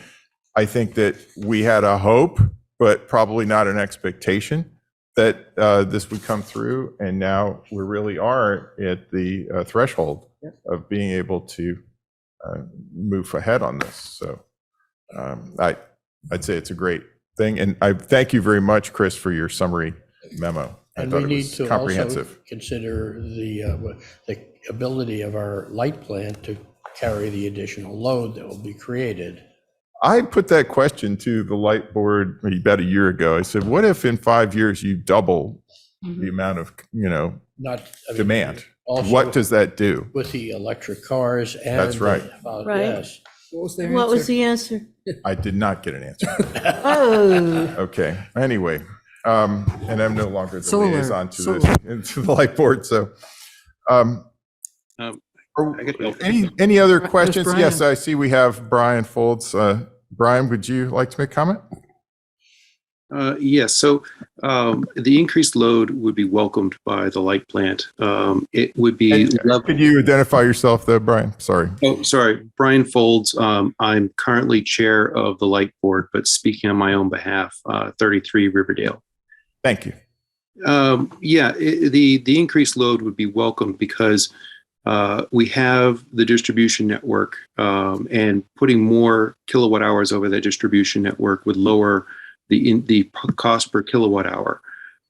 So it'd definitely be welcome. The trick is to create a time of use rate, which we're investing to be able to do so, to help incentivize load shifting. And that allows us to use the same infrastructure and get more value out of it. So I don't see concerns about electrification from the light plant's perspective. Excellent. But that's my own opinion. I haven't spoken with the board about this, so I just want to make that clear. All right. Okay. Any other comments, Chris, before we move off to our next topic? No, thanks for your time. Okay, thank you. All right, so now we'll move to the topic of additional handicap parking spots in the Stowe Street parking lot. And I believe we have a representative here from the library. Like, I just asked one question as a preface to this. Why is this even in front of us? As why do they need us to tell the Public Works where and how to put handicap Because we are parking all spaces? powerful. Only that were true. Yes. I asked All right. Carrie today and yeah. So we do have Justin Richardson here, one of our assistant engineers, and I'm sure he'd be happy to answer that question. Okay. But first, would you like to introduce yourself, and then we'll ask that question, because Sure. you're speaking on this topic, right? Yes, I'm Emily Smith. I'm the new library director, and part of the agreement between the umbrella and the town is that I help oversee the parking lot that is at the intersection of Sudbury Road and Stowe Street. So that's my role there. Which is all newly paved, beautifully newly paved now. It's in progress. The top coat hasn't been put down or the lines, but it's looking wonderful. Okay. All right, now to Justin. Sure. So Justin, could you? Why do we deliberate on this? Because you guys control the town of Concord's traffic, parking, and pedestrian rules and regulations, which is what we're asking you to essentially edit to implement these new parking spaces. Okay. We are powerful. We are powerful. Yes. So. All powerful. All powerful. So tell us, Emily, why you need our help then, besides being powerful. So what we're asking for is, there were 2 handicap parking spaces up against the Sudbury Road side of the parking lot. And what we're asking is that it be striped for 3 parking spaces, and Justin can speak to any additional work that's involved. But my understanding is it's just the striping. So we have a wonderful opportunity here to make an accessible parking space, an additional accessible parking space available to the library users and the staff. And we do have quite a lot of use of those 2 spots in particular because of their proximity to our most busy entrance. There are 2 additional parking spaces that are closer to the umbrella, but some of our users that use the accessible parking spaces aren't able to navigate that far through the parking lot to get to the library. The distance is an issue for them. Yeah. So the closer spaces are very popular. And I mean, we got a letter today, I think everybody got the letter from a citizen that was noting that there had been long discussions about a handicap parking spot across the street on the library side of Sudbury Road. And, that would be preferable because it's even closer. And at the time there had been a problem with a tree, but the tree's gone. I don't know. Anyway, can you speak to why not to put the 3rd spot there instead of in the lot? I believe we do have the 2 spots, and maybe Justin can speak to more of the history that went on with the addition of the 151 Main Street entrance. We do have 2 new accessible spots They're there over there, as well. but then on Sudbury No. Road, there was Yeah, it's on Sudbury Road. yeah, and it was before your time. That's Yeah, right. and we didn't Yeah, get- now I that know I'm the thinking full history about on it, that one. yeah, it was before your time. And we didn't get that letter, by the way. We didn't. Oh, okay, it was perhaps only sent to me. I Okay, think it was sent to the whole board, and I got another phone call on the same subject. okay. Okay, I don't think I got it either. And I don't even know if at this point the build out precludes that spot anyway. But I don't know is there anyone around here in the call right now that can speak to that? Because I know that, Justin, you probably weren't involved either because it's not. Yeah, that actually predates me. That predates me as well. So the question is, why isn't the 3rd space put on right in front of the Right in front of the library, right there. Instead There's of like, next you to know, the there's a little two. turnout that. Oh, the that's- 15-minute space. Those Yeah. are 15-minute. those are our spaces that we use for our delivery, our box trucks that deliver our in-transit materials between the library locations. So I wonder if there was a handicapped spot there, there wouldn't be room for our box truck. I And there's see. nowhere else for that truck to pull over. Yeah. And that's the entrance. They use the handicap ramp to wheel in many heavy boxes of books daily. Okay. And as I recall, there was also an issue with the fire department in terms of the location that they needed. If there was someone that was parked there at the time. Okay, anyway, that, I just wanted to address that because I got a question on that. And then the other question I have while I have the floor is, does this affect the total number of spots in the lot? Justin? There will be one less. With the new striping, we're increasing that parking lot from 40 existing striped parking spaces to now 57. Okay. So some of them, you can see from the sketch that I sent, some of them are compact spaces, but other are regular spaces. So Yeah.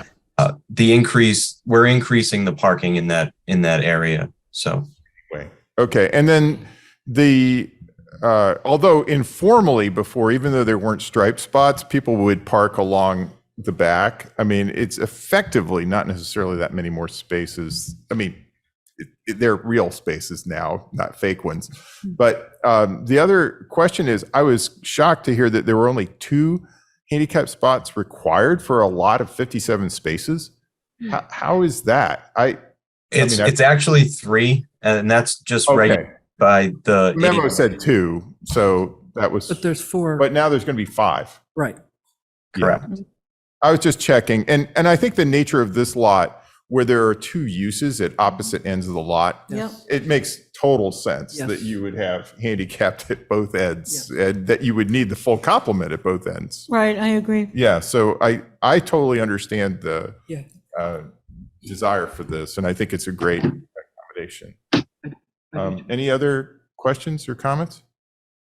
Okay, so now what do we have to do? Can I All have right, a we are motion going for to whatever it move is that we have to do? to allow a total of 5 handicap spaces and amend Schedule 16, handicap parking of the traffic, parking, and pedestrian rules and regulations for Stowe Street, Library/Emerson, as detailed in the memo dated 8/19/22, included as part of the Select Board meeting packet. Second. Okay, any further discussion? All right, all in favor? Aye. Thanks so much, Emily. Thank you very And much. thanks, Justin. Thank you. We are all powerful. We are. That was So fun. speaking of You which, said yes to something. let's vote to approve the election worker Right. appointments. Move to approve the election worker appointments as detailed in the memo included in the August 29th, 2022 Select Board meeting packet. Do I have a second on that? Second. Okay, do I have Just a any discussion? Just a comment. Yeah. So I assume that this was a second list. And the reason I say that is because I did vote early on Saturday, and a number of the people who were there are not on this list. Oh. So I assume this is a second list that we're being asked to approve? I don't think so. I Are certainly they can follow up holdovers with from, the. are you sure you actually voted? Perhaps it was a, It was a scam. yeah, voter It was fraud. Is this just for the date of the election? And if you do early voting, maybe there's other people? Yeah, I'm not sure. I certainly can follow up with the town clerk and send something out tomorrow. I know Also, is early voting administered by election workers? Yes. It is? Yes. Okay, And there were people here working today that are on this list. Okay. So but I don't know if this is a second list. Maybe it's retroactive It's definitely to the votes they retroactive. already counted. well, it does seem like it would be a separate issue if unauthorized election workers were working. But I don't think that it impacts our approval of this list. And I think time is of the essence for us to do so. I agree, but I would like to Yeah. Yeah, have a I- follow-up on this. Right, I'll follow up on that. Okay. Any other discussion? Well, I did have a point, which was, of course, I looked at the distribution by party and unenrolled, and again, I don't know if it mirrors the residents of the town, but it did seem, awfully heavy in one party and unenrolled versus another. And again, maybe that just reflects the town, but I know that we try to, in recruiting election workers, have representation that's consistent with the party representation if possible. It is prescribed by state law, Yeah. the makeup of the election. So maybe that just reflects the town. Well, Okay. I assume they probably go, they're amalgamated with the other 60. How many, isn't there another group that's already in office? I saw something about how we already had a group of, Which may explain Well, right, your- that's Linda's question, so Yeah. Okay. All right, I think with all that discussion, are we ready to vote? yes. All in favor? Aye. Aye. Okay, thank you. Then you'll get us the information after it's too late. Well, no. These will still be election officers that we want to have be there. Right. Okay. The Executive Committee, 2025 Executive Committee, Henry, you were bringing this up to discuss the charge. I looked at the charge, by the way, I thought it was already very well written. I think that, The only two things I want to change on it. okay, And I'll just tell you that we've had 11 meetings of the committee so far. Okay. And we've filled all the spots for the executive committee. And we've have subcommittees with 45 members in those subcommittees.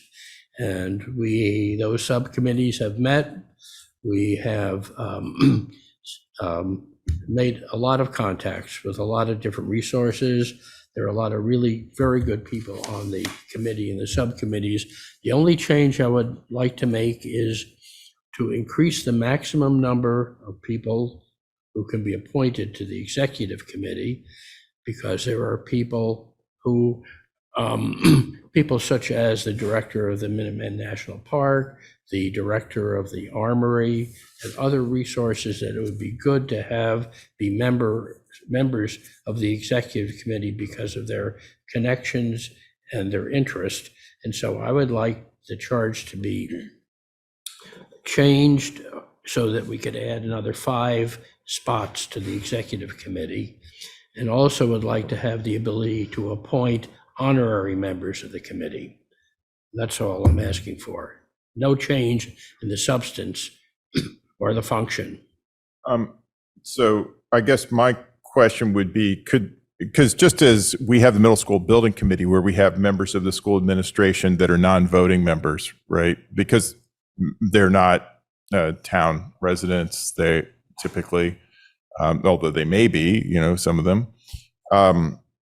Is this a similar case? I mean, I think a very strong case could be made for you want the director of the National Historic Park on your, participating. Yeah. But is she participating as a voting member of the executive committee? Is she a liaison for the National Historic Park? Is she an associate member? What would that be? I can tell you as a practical matter, in the 11 meetings that we've had, the only things that we've actually voted on is to approve the minutes of the previous meeting. Okay, but that And so, time will change. Well, I mean, that but- time will come. But I think that to have people be a part of the committee as opposed to be an advisory or a volunteer gives them more of a sense of belonging and more of a sense of participation. And I think it costs us nothing. Okay. It costs us nothing. It helps us build support. So Henry, do you know what those 5 spots would be specifically? Well, I think he named 3 of them right away. Well, I've Right, had sure. some specific, I have more specific people in mind at this point than I have specific functions. And although the original members of the committee were supposed to come from specific sources, what they are doing on the committee does not necessarily reflect where they came from. So, for instance,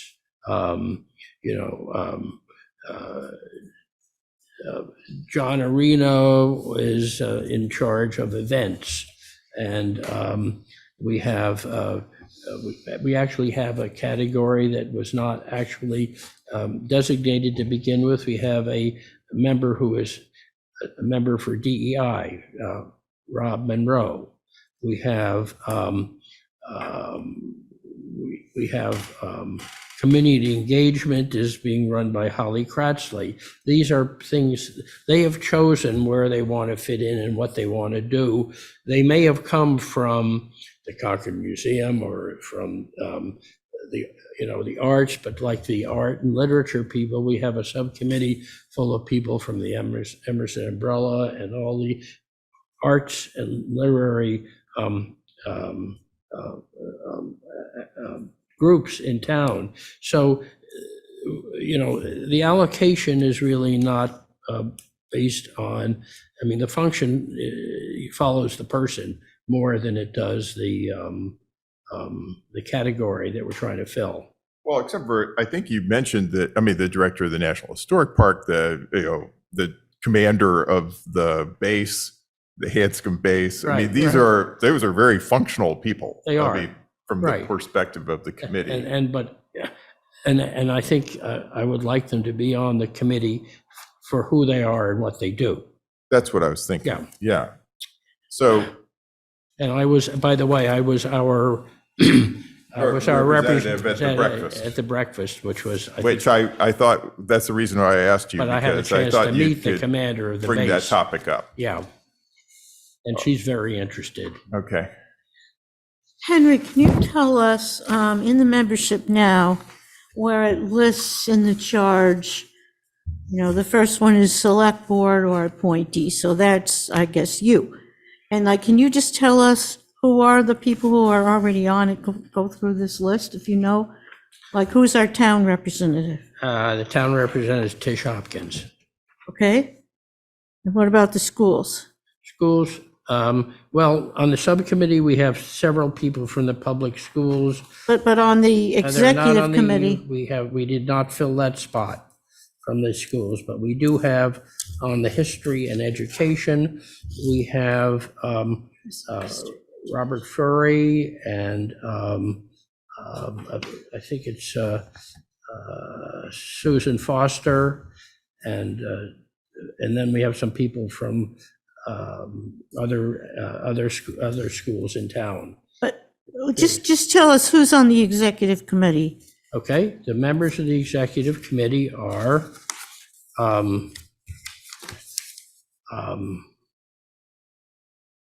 Guy Clymer, Diane Proctor, Robert Monroe, John Arena, Rick Laughlin, David Wood, Tish Hopkins, Holly Kratzley, Gary Clayton, Fred Ryan, and Polly Reeve.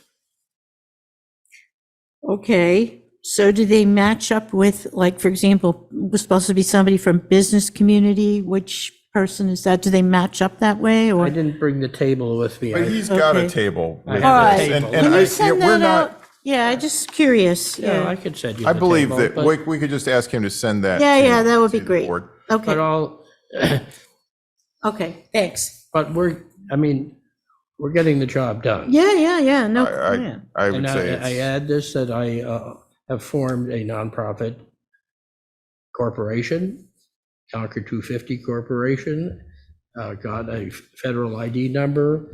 I have web addresses reserved for concord250.com and org and net. And we are coordinating with the town's Visit Concord website. And so and we are going to have a meeting of all 50 some odd members of the committee and subcommittee in a few weeks. And then after that, we will have a public hearing, probably in October or November.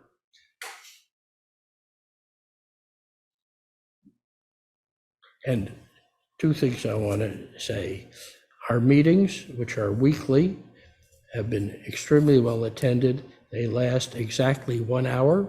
Sometimes we run over to an hour and 5 or 10 minutes.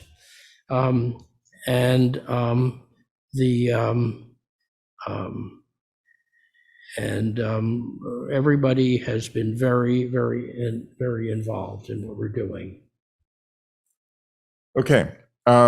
So I think the reason we're having this discussion is you would bring forward an amended charge for us to The approve. amendment would be very simple. The amendment would be increase the authorized number of members of the executive committee from 9 to 14, and to permit the appointment of honorary members. I thought it was We already have 12. 12. I'm sorry, 12 to 17, yes. It was originally 9, it was increased to 12. We have 12 now, and we want 5. I would like 5 more. I only need 3, but I think we might as well have some flexibility. I think you're competing with the middle school building committee. Really? I hope not. We are certainly we're probably going to spend less. So what's the role of an honorary member? The what? The role of an honorary member? What is their Well, role? I would like to have some political figures as honorary members in order to kind of get them invested in what we're doing. You know, Do we need honorary members yet, or could we do that later? We could do that later. Why don't we? Yeah, I was thinking I it know- would be, it'd be nice to have that same sort of idea like you did here, where you had this, specified a few examples, and then we would get a sense of those Oh, I'm members. talking, people like Lori Trahan and Mike Barrett and people like that. Ah, okay. Especially people who have constituencies that are broader than our town, because I would like them to have a Yeah, I guess what I would- special investment in what we're doing in this town. Well, I would like to kind of see that evidence of that investment Well, they cost. in order for them to become honorary members. You know what I mean? That if there was some engagement, that would mean to me that, yeah, they should be. I mean, if just because they are the Well, U.S. representative, I mean, that's quite a thing, but maybe, you have to find Concord on a map, my sense is that probably the way you stimulate the interest is by making the contact over, making an appointment of them Okay. as an honorary member of our committee. Yeah, I think there's But it's a two-way street, I think. Yeah. Well, but again, it's something that costs us nothing. The only thing it costs us is that if it gets diluted, then it makes it less attractive to other people who might be more valuable honorary members. Yeah. But that's a good problem to have. So sometimes for events, I do think it's appropriate to have honorary members for this. Sometimes the way that this gets handled is that you have some general criteria in mind in terms of participation or general role that they might play that you hold out to them. So that's not just a matter of getting their name on the list. That's what I was speaking to. Yeah, I understand. And so I would like to propose that we consider the motion to increase the executive committee membership total, and then table for now the honorary members, but come back to it in a relatively short order. That's fine with me. Okay. Well, I would like to discuss a little more about whether they're voting members or not.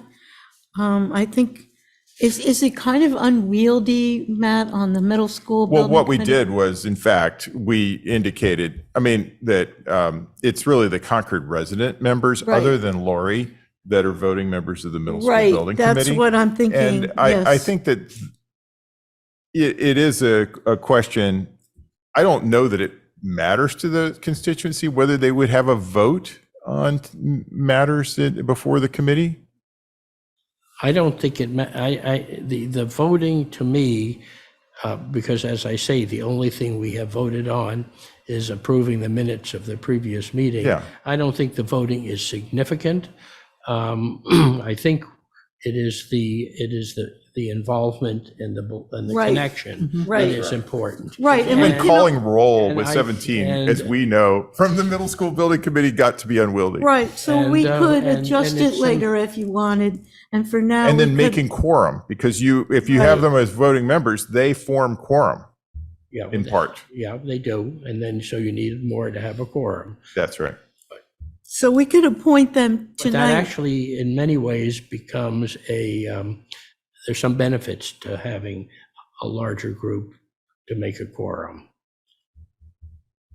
Okay. For instance, the corporation that we set up, the nonprofit corporation we set up, has four members of the executive committee on its board of directors, the number being specifically chosen so that a meeting of the board of directors of the nonprofit would not constitute a quorum of the I see. committee.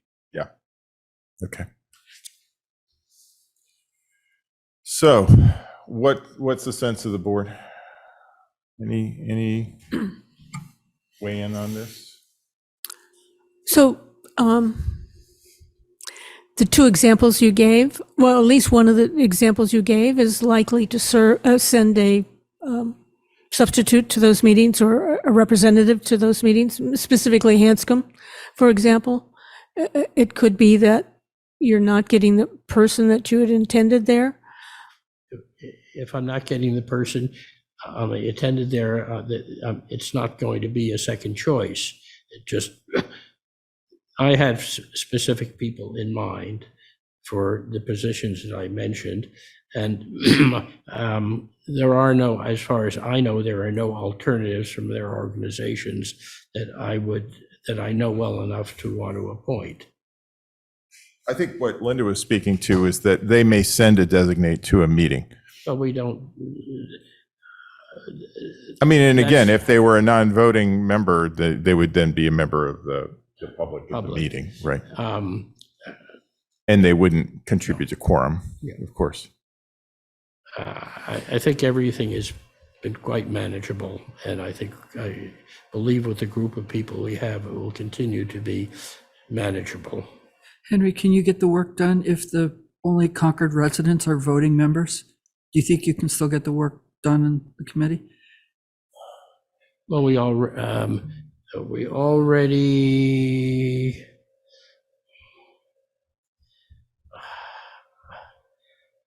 I believe that everybody who is on the executive committee now is a Concord resident. But I don't see, if we're going to have, I don't see the point of having two classes of members and complicating things. Okay, I mean, because all we did was, I mean, again, it's very well established for building committees to have you just designate, are they voting or non-voting? They're still members of the committee. It's not a, I don't know, what is stigma. You're putting on these members No, that they're. But what I like about this committee is that however they were chosen, a lot of it is because of who they are, not where they came from. Sure. Well, it's an outstanding roster of members. I think it's indisputable. So, I mean, because I just generally sense a discomfort from the board, just because I think we have a tradition of resident committees that, No, but we from specifically, a voting we perspective. specifically waived that in our. And if that's true, the charge does waive that. Yes, Yeah. and. Okay. Yeah, I don't think that everybody all the voting members need to be residents. I do think there's a stigma attached to being on a committee and not being able to vote. So you would be in favor of going for 17 full voting members? Because it Okay. defeats the purpose, because Okay. these people are, for the most part, are willing to come anyway. Yep. Like, I would, yes. Okay. Okay, so I'll leave it that. So I have a question about that. Are we just voting to increase from 12 to 17? Yes. Because when I look at the charge, it lists, the Yeah, 12 so are. those would be at-large members. Okay, they'd be at large, or do you want to specify like director of the armory, director No, of the? no, I don't think we Okay, want. okay, Some okay. flexibility And, All right. required here. All right, so move to amend the charge of the Concord 2025 Executive Committee to increase the membership from 12 to 17. That's not, And with the additional members being at-large members. right, adding 5 additional members. Can we on. say up to 17? Oh, up to 17. Because I don't want to create a quorum of 17. No, you if can't I do don't- that, Right, unfortunately. I can't do up to? No. You have to We've have a already had that quorum. discussion with other committees And the quorum is still based on 17. on 17. So that's the thing. If you go for it, that's what you got. Okay, we got it, that's all right. All right. I've had no trouble. So you'd have to have 9 people to have a majority every time. Have a quorum. Quorum, right. Okay? Yep. All right. So we have a motion, I believe, on the table. Second. Okay. Any further discussion? All in favor? Aye. Aye. Okay, Thank you. you got it. Thank you for your time. Okay. And thank you for the effort you've put into the committee. I think at the beginning of the year, we thought we were off to kind of a slow start, or a year ago, and it's definitely sped up quite a lot. Yeah, it's coming good. along, yeah. That's good. Okay, so now we are at the point where we can talk about these grant of location petitions. So, Okay, so what has happened is that National Grid is willing to withdraw these petitions and resubmit them later, given that their attorneys and our attorneys have not come to agreement on the conditions that would be required by the town. That's my understanding. And that at this point, I think this is our fourth time that these have come to us. And really, it from a notice provision for the neighbors, or for abutters, it really makes more sense for there to be a fresh notice when these do come back with some probability of actually being heard. Do we need to vote to allow them to withdraw Yep. without Yes. prejudice? I don't know, do we have to do without prejudice in this? I think we ended up including that in the motion. I don't Okay. think it's required, but it doesn't hurt. Yeah, it doesn't hurt. Okay. all right, so I'm going to do one motion for all of them, so, And our DPW or whoever is involved in this is approves this action? They're on board with this, right? Yes, and I assume as soon as you vote, we'll have an agreement on the, and we'll be re-noticing. Because And we're that's fine, getting by the pretty way. close. That's good that it worked. We heard that, yeah, it's $300 to $400 to renotice, which is some money, but I think given. yeah, but the I'm tired of reading these really- motions every time. Yeah. Yeah. Okay, that's a- we'll put them all in one motion then. Move to allow National Grid to withdraw the following grant of location petitions. 1, to relay approximately 470 feet of 2-inch coated steel 1930 gas main with 470 feet of 2-inch plastic in Davis Court from Bedford Street to end at number 47 Davis Court without prejudice. 2, to relay approximately 250 feet of 4-inch plastic main in Lowell Road with approximately 250 feet of 8-inch plastic main from the existing 8-inch plastic main to house number 925 Lowell Road without prejudice. 3, to extend its existing 2-inch plastic main in Simon Willard Road approximately 480 feet to serve as an existing residence located at 398 Simon Willard Road without prejudice. And 4, the granddaddy of them all, to relay approximately 805 feet of 2-inch coated steel 1930 and approximately 150 feet of 2-inch plastic 2013, with approximately 955 feet of 2-inch plastic in Crescent Road from number 42 Crescent Road to the end of Main at 138 Crescent Road, and to relay approximately 735 feet of 2-inch coated steel 1930 with approximately 735 feet of 2-inch plastic in Hosmer Road from Neshoba Road to Crescent Road, and to relay approximately 710 feet of 2-inch coated steel 1930 with approximately 710 feet of 2-inch plastic in Garland Road from Crescent Road to Neshoba Road, and to relay approximately 465 feet of 2-inch coated steel 1957 with approximately 465 feet of 2-inch plastic in Wilson Road from Neshoba Road to end of Main at number 59 Wilson Road, and to relay approximately 860 feet of 2-inch coated steel 1957 with approximately 860 feet of 2-inch plastic in Neshoba Road from Hosmer Road to end of Main at 321 Neshoba Road, and to relay of approximately 480 feet of 2-inch coated steel 1930 with approximately 480 feet of 2-inch plastic in Neshoba Road from Garland Road to the existing 2-inch coated steel at number 144 Neshoba Road without prejudice. Second. I'm going to second. There it is. Right. I don't know. I'm not sure about how I'm going to vote on this one. Okay. Yeah, I don't know. Any discussion? All in favor? Aye. Aye. Okay. Until next time.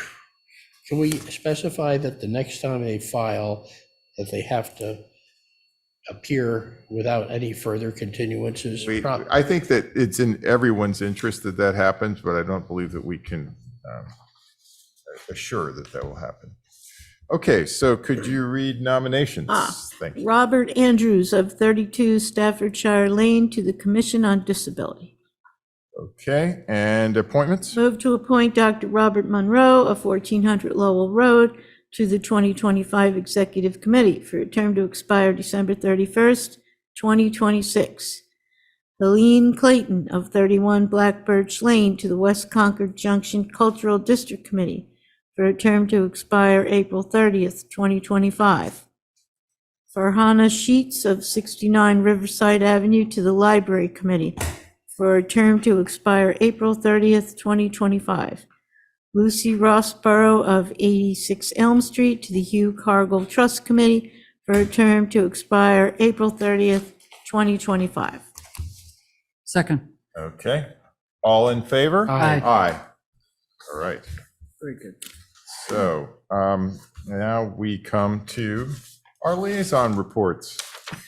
And anybody would like to go first? I'll go first. Okay. I'll go fast. The Recreation Commission, good news and bad news. The good news is that they've hired a new aquatic program manager and a new general manager for the Beatty Center, two really strong hires. So the Beatty Center just gets better and better.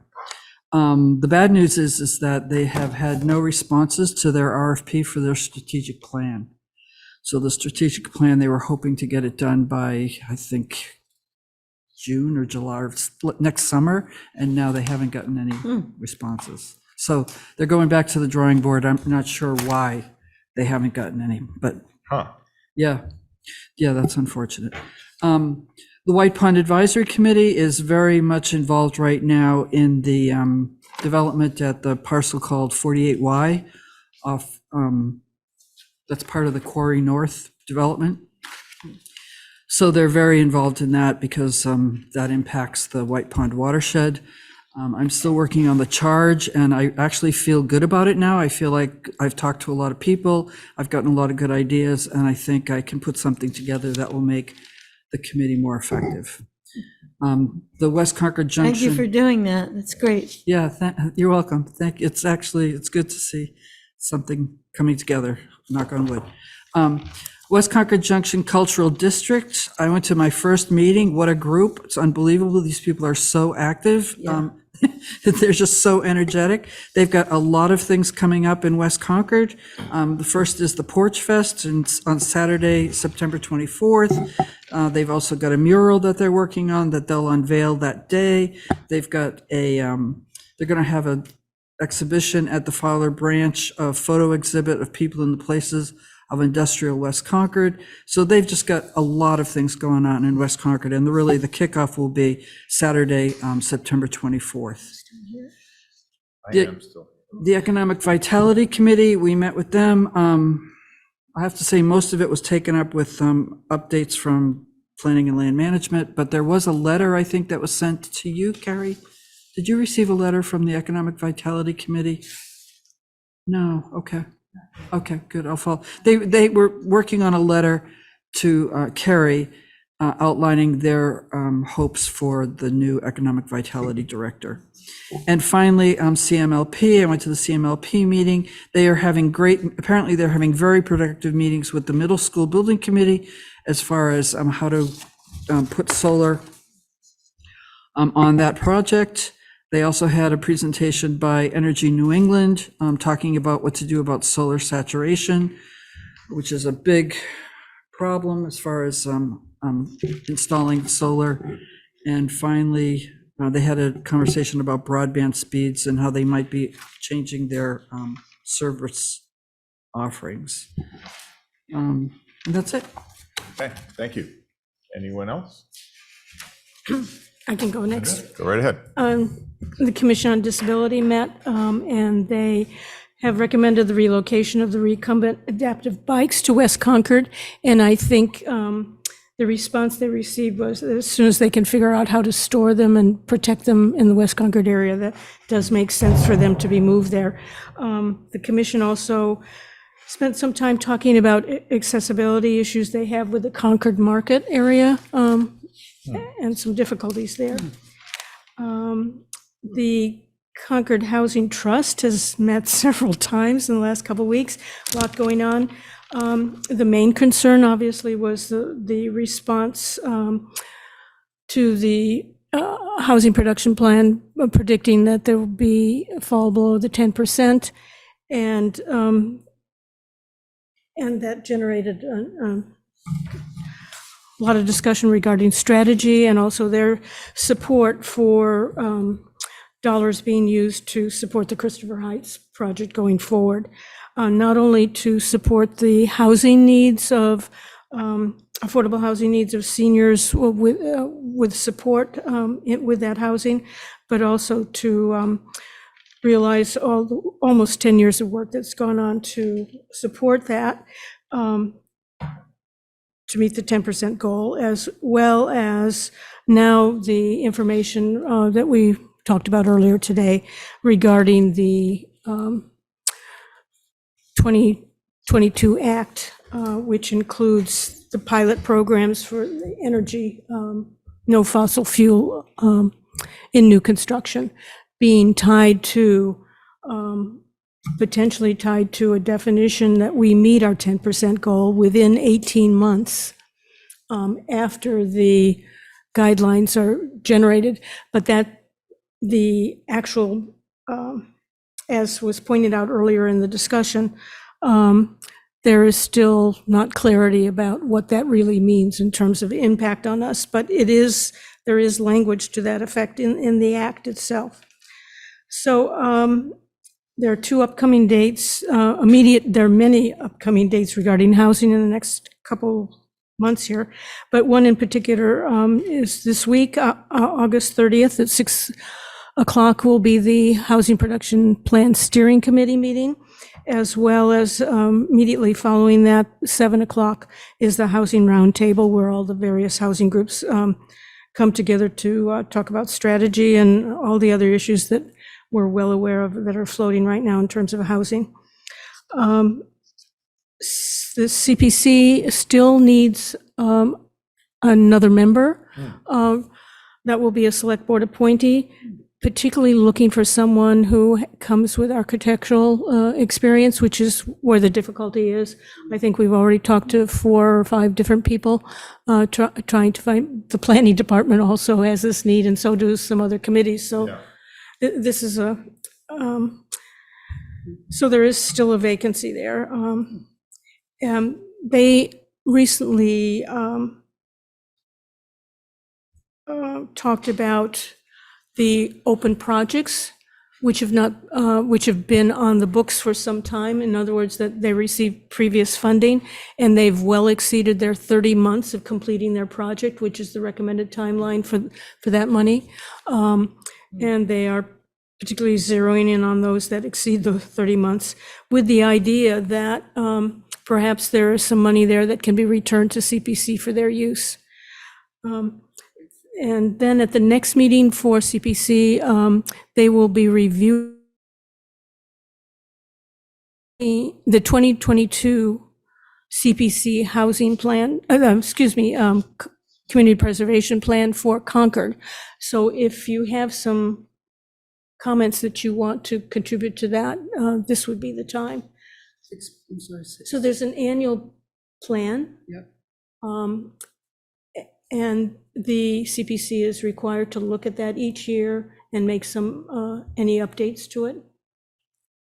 So overall, it emanates from the original legislation and bylaws, but also then puts Concord's detail on it in terms of the various categories that are funded, whether it be recreation, whether it be housing, whether it be. And so what Concord's own expectations for that funding are, or goals? Goals, strategies, refers to various strategic. Criteria for how they decide which projects to fund. Yeah, and refers to strategic. It's a pretty good document. It's pretty long, but Yeah. the criteria, I thought, were the guts of it. Great, okay, And it's online under the CPC. thank you. Yeah, okay. And then the Concord Housing Authority just held their special meeting to approve their state budget. The federal part of their budget is always much later in October and November, so that's yet to come. And if, for those of you who didn't see the article in the Concord Journal during August, talking about the repositioning Of units. of federal housing units, there was quite an article in the paper about that. And I think that's the highlights for the last couple weeks. Okay. Any other volunteers? Just real briefly, there haven't been a lot of meetings with summer vacation, but I've attended the Hugh Cargill, the Bruce Freeman Rail Trail, and the Personnel Study Task Force. The meeting that was supposed to be held today, a joint meeting between the Personnel Board and the Personnel Study Task Force, that has been moved to September 12th at 1 p.m. That's going to be the forum where employees and the public are going to ask questions about the draft recommendations. And then the next step will be that it comes to the select board. So it's important for select board members to attend. That's September 12th at 1 p.m. That's CMLP this Right. again? Okay. Okay. Well, Matt and I facilitated filling 2 vacancies on the library committee. Great. The Civil War Monument Committee is going to be filing an application with the community preservation for funding for the restoration of the Civil War Monument. And I attended the community leaders breakfast at Hanscom Field as Matt's delegate. I was the associate community leader. And it was really good to meet the people there. I'm sorry I wasn't able to attend. But as far as people, civilians there was Jim from Lincoln. There was a woman from Lexington who's, I think she was Kelly. And there was a woman from Bedford. And those were the community leaders. I think they were all probably members of their own select board. And I had a chance to talk to various of them, of course, to promote our own interests. And so that's about, I think that's about it. I probably bored you with too much information on the 2025 committee. And so we're moving that along. It's, that is a major project. Yeah, it is. And it's almost more work than running the town of Concord. It may seem like that before too long. It may seem like that. Yeah. Well, anyway, let me move on then. So you've heard all about the middle school building committee that I've been attending meetings there, but the other thing that I've done, and really the only other meeting that I've had, amazingly enough, in the last 3 weeks, has been the Financial Audit Advisory Committee meeting. And there we reviewed the auditor's letters regarding the town audit and the regional school district audit. And there were, a few notes, things to watch out for, but they were kind of typical. They weren't anything of major concern. And, part of it was their new accounting standards coming that we have to prepare for. But then we spent more time walking through the municipal light plant audit. So we reviewed the financial statements. And the humorous thing was at the end of that discussion, we said, well, what's the management letter for the municipal light plant? And they said, there isn't any. I said, what do you mean there isn't any? I said, well, their audit was perfect. There was nothing to talk about. Wow. So then we had them generate a letter saying why they didn't write a letter. Because so people understood that it wasn't just lost. Wow, that never so happens. it was They a always very- find something. They always like find that. something. It was a Wow. clean audit. And then the last thing that happened was, and then we did a plan for the next year, timings of audits. And, these last ones, because of COVID, were delayed. So the new cycle is going to start sooner. And then finally, we had a presentation from Jason Bolger on cybersecurity. And let's just say that it's very technical. The town's taking a lot of serious measures to avoid cyber attacks because they're everywhere. That's excellent, excellent. Good. And they're very sophisticated.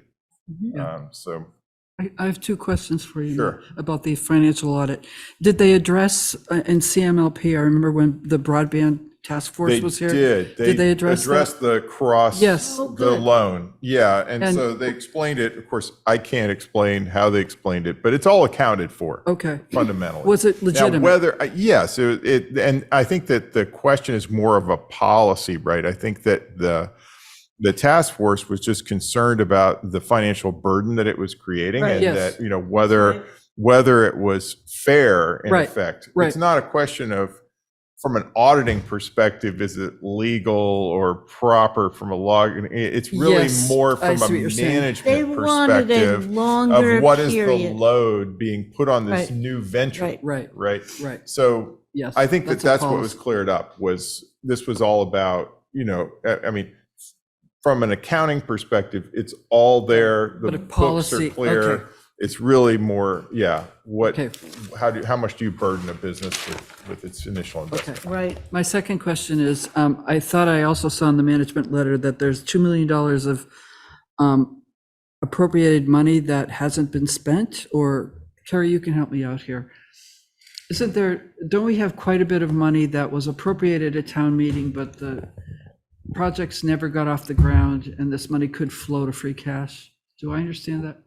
Are you talking about the light plant? No, I'm talking about the management letter from the financial So audit. we did close out, not we closed out some older encumbrances. We've been, over the last several years, have been going through all of those. And I think $2 million sounds more like the old encumbrances that have been closed Okay, out. I have my, okay. Right, but- that would but- become part of free cash. Okay, it would be part of free cash. Okay, I had the capital wrong, but the number's right. I think that you could call found money, Yes, in effect. Yeah, yeah, Okay. right? Right, Okay. at a time when we needed to. Okay. where we could find it, Yeah. yeah. So that's good news.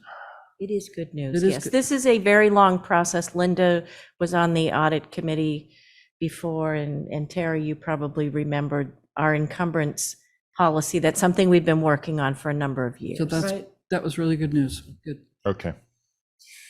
All right. I find it highly unusual, however, that there was no management letter. I do too. It was, by the way, very unusual from an auditor's perspective. And especially since at least 2 years ago, there were issues. This is it's either the second year in a row or it's the second out of the last 3 years. I find it unusual as well. On the town side, there are times, maybe not necessarily here, but other places I've worked where the only thing is notifying you of the next GASB, and that's in the letter, and that also applies or often applies to enterprise funds as well. So it is unusual, but we do have a past practice or pattern of that here with the light plant.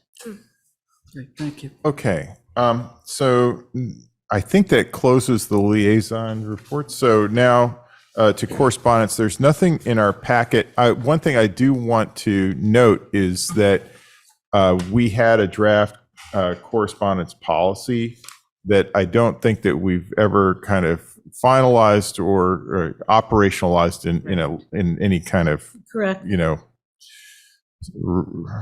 solid way. And I'd suggest that we, as a board, take a look at that at a future meeting again and just validate that we still feel that way. And if so, operationalize that policy, because I do believe there are instances where we do receive correspondence. I've received a number of pieces of correspondence over the past couple of weeks, but I would think that under the policy, they wouldn't have been appropriate to include in our packet, and as we stated with the policy, because of their individuals named or allegations against individuals and that kind of thing that was listed in the policy. So again, I think it's just worth revisiting, checking out what the appropriate terms are, whether we can come to consensus on that, and if so, to operationalize it. Okay? I think that's good, and I think the reason it was left open is so that we could have figure some, this out. have With some the- experience with it. Right, yeah. now we have the experience of this.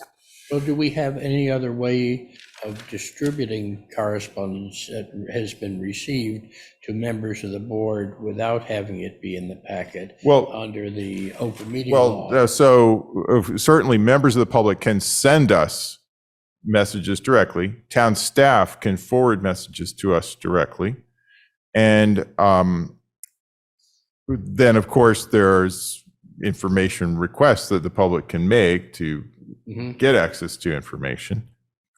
But yeah, right now, I think that that's the thing, is we would like to find a way to both inform the public as well as ourselves of correspondence that's being received, and yet protect privacy to the extent that's necessary, liability concerns, those kinds of things, right? And those also are- separate out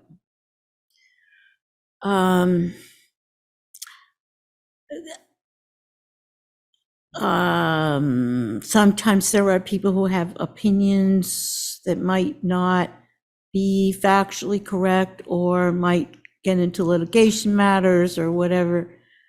Well, factual correctness is, I don't know if we have to arbitrate that, but litigation matters may, and that's the thing. This Yeah. isn't a topic for Right, tonight. right, Just saying, I'm just putting it on the table that it should be a topic for the near future. So, to the extent that I can fit it into an agenda, I will. Have your staff draft a policy. We All already right, did, we already but have a we- draft but policy, we're not so- Public totally comment. there yet. We're not implementing it yet, yes. Public comment. Okay, so I think we're done with the correspondence topic. Now we'll move to public comment. I see there's no one here present in the audience, but I do see someone with their hand raised. Please identify yourself and make your comment. I am Ned Perry, 362 Bedford Street. Thank you all for all that you do for our Concord community. I had hoped that our new town manager would understand the need to improve the town's standing of our Concord community in the municipal employment field. Unfortunately, what has gone on in the CMLP does not reflect such an improvement, but quite the contrary. Similarly, I believe each of you have received recently a communication about the Personnel Task Force. I hope each of you will take it upon yourself to find out what is going on with the final report of the task force and support better management of our municipal employment field, where we have fallen off the top and we need to get back to it. Thank you again for your time. All right, thank you. And so any other public comment? I don't think I see anyone else from the public present. So I think it's time to adjourn. So thanks, everyone. We're a few minutes over, but not too bad tonight.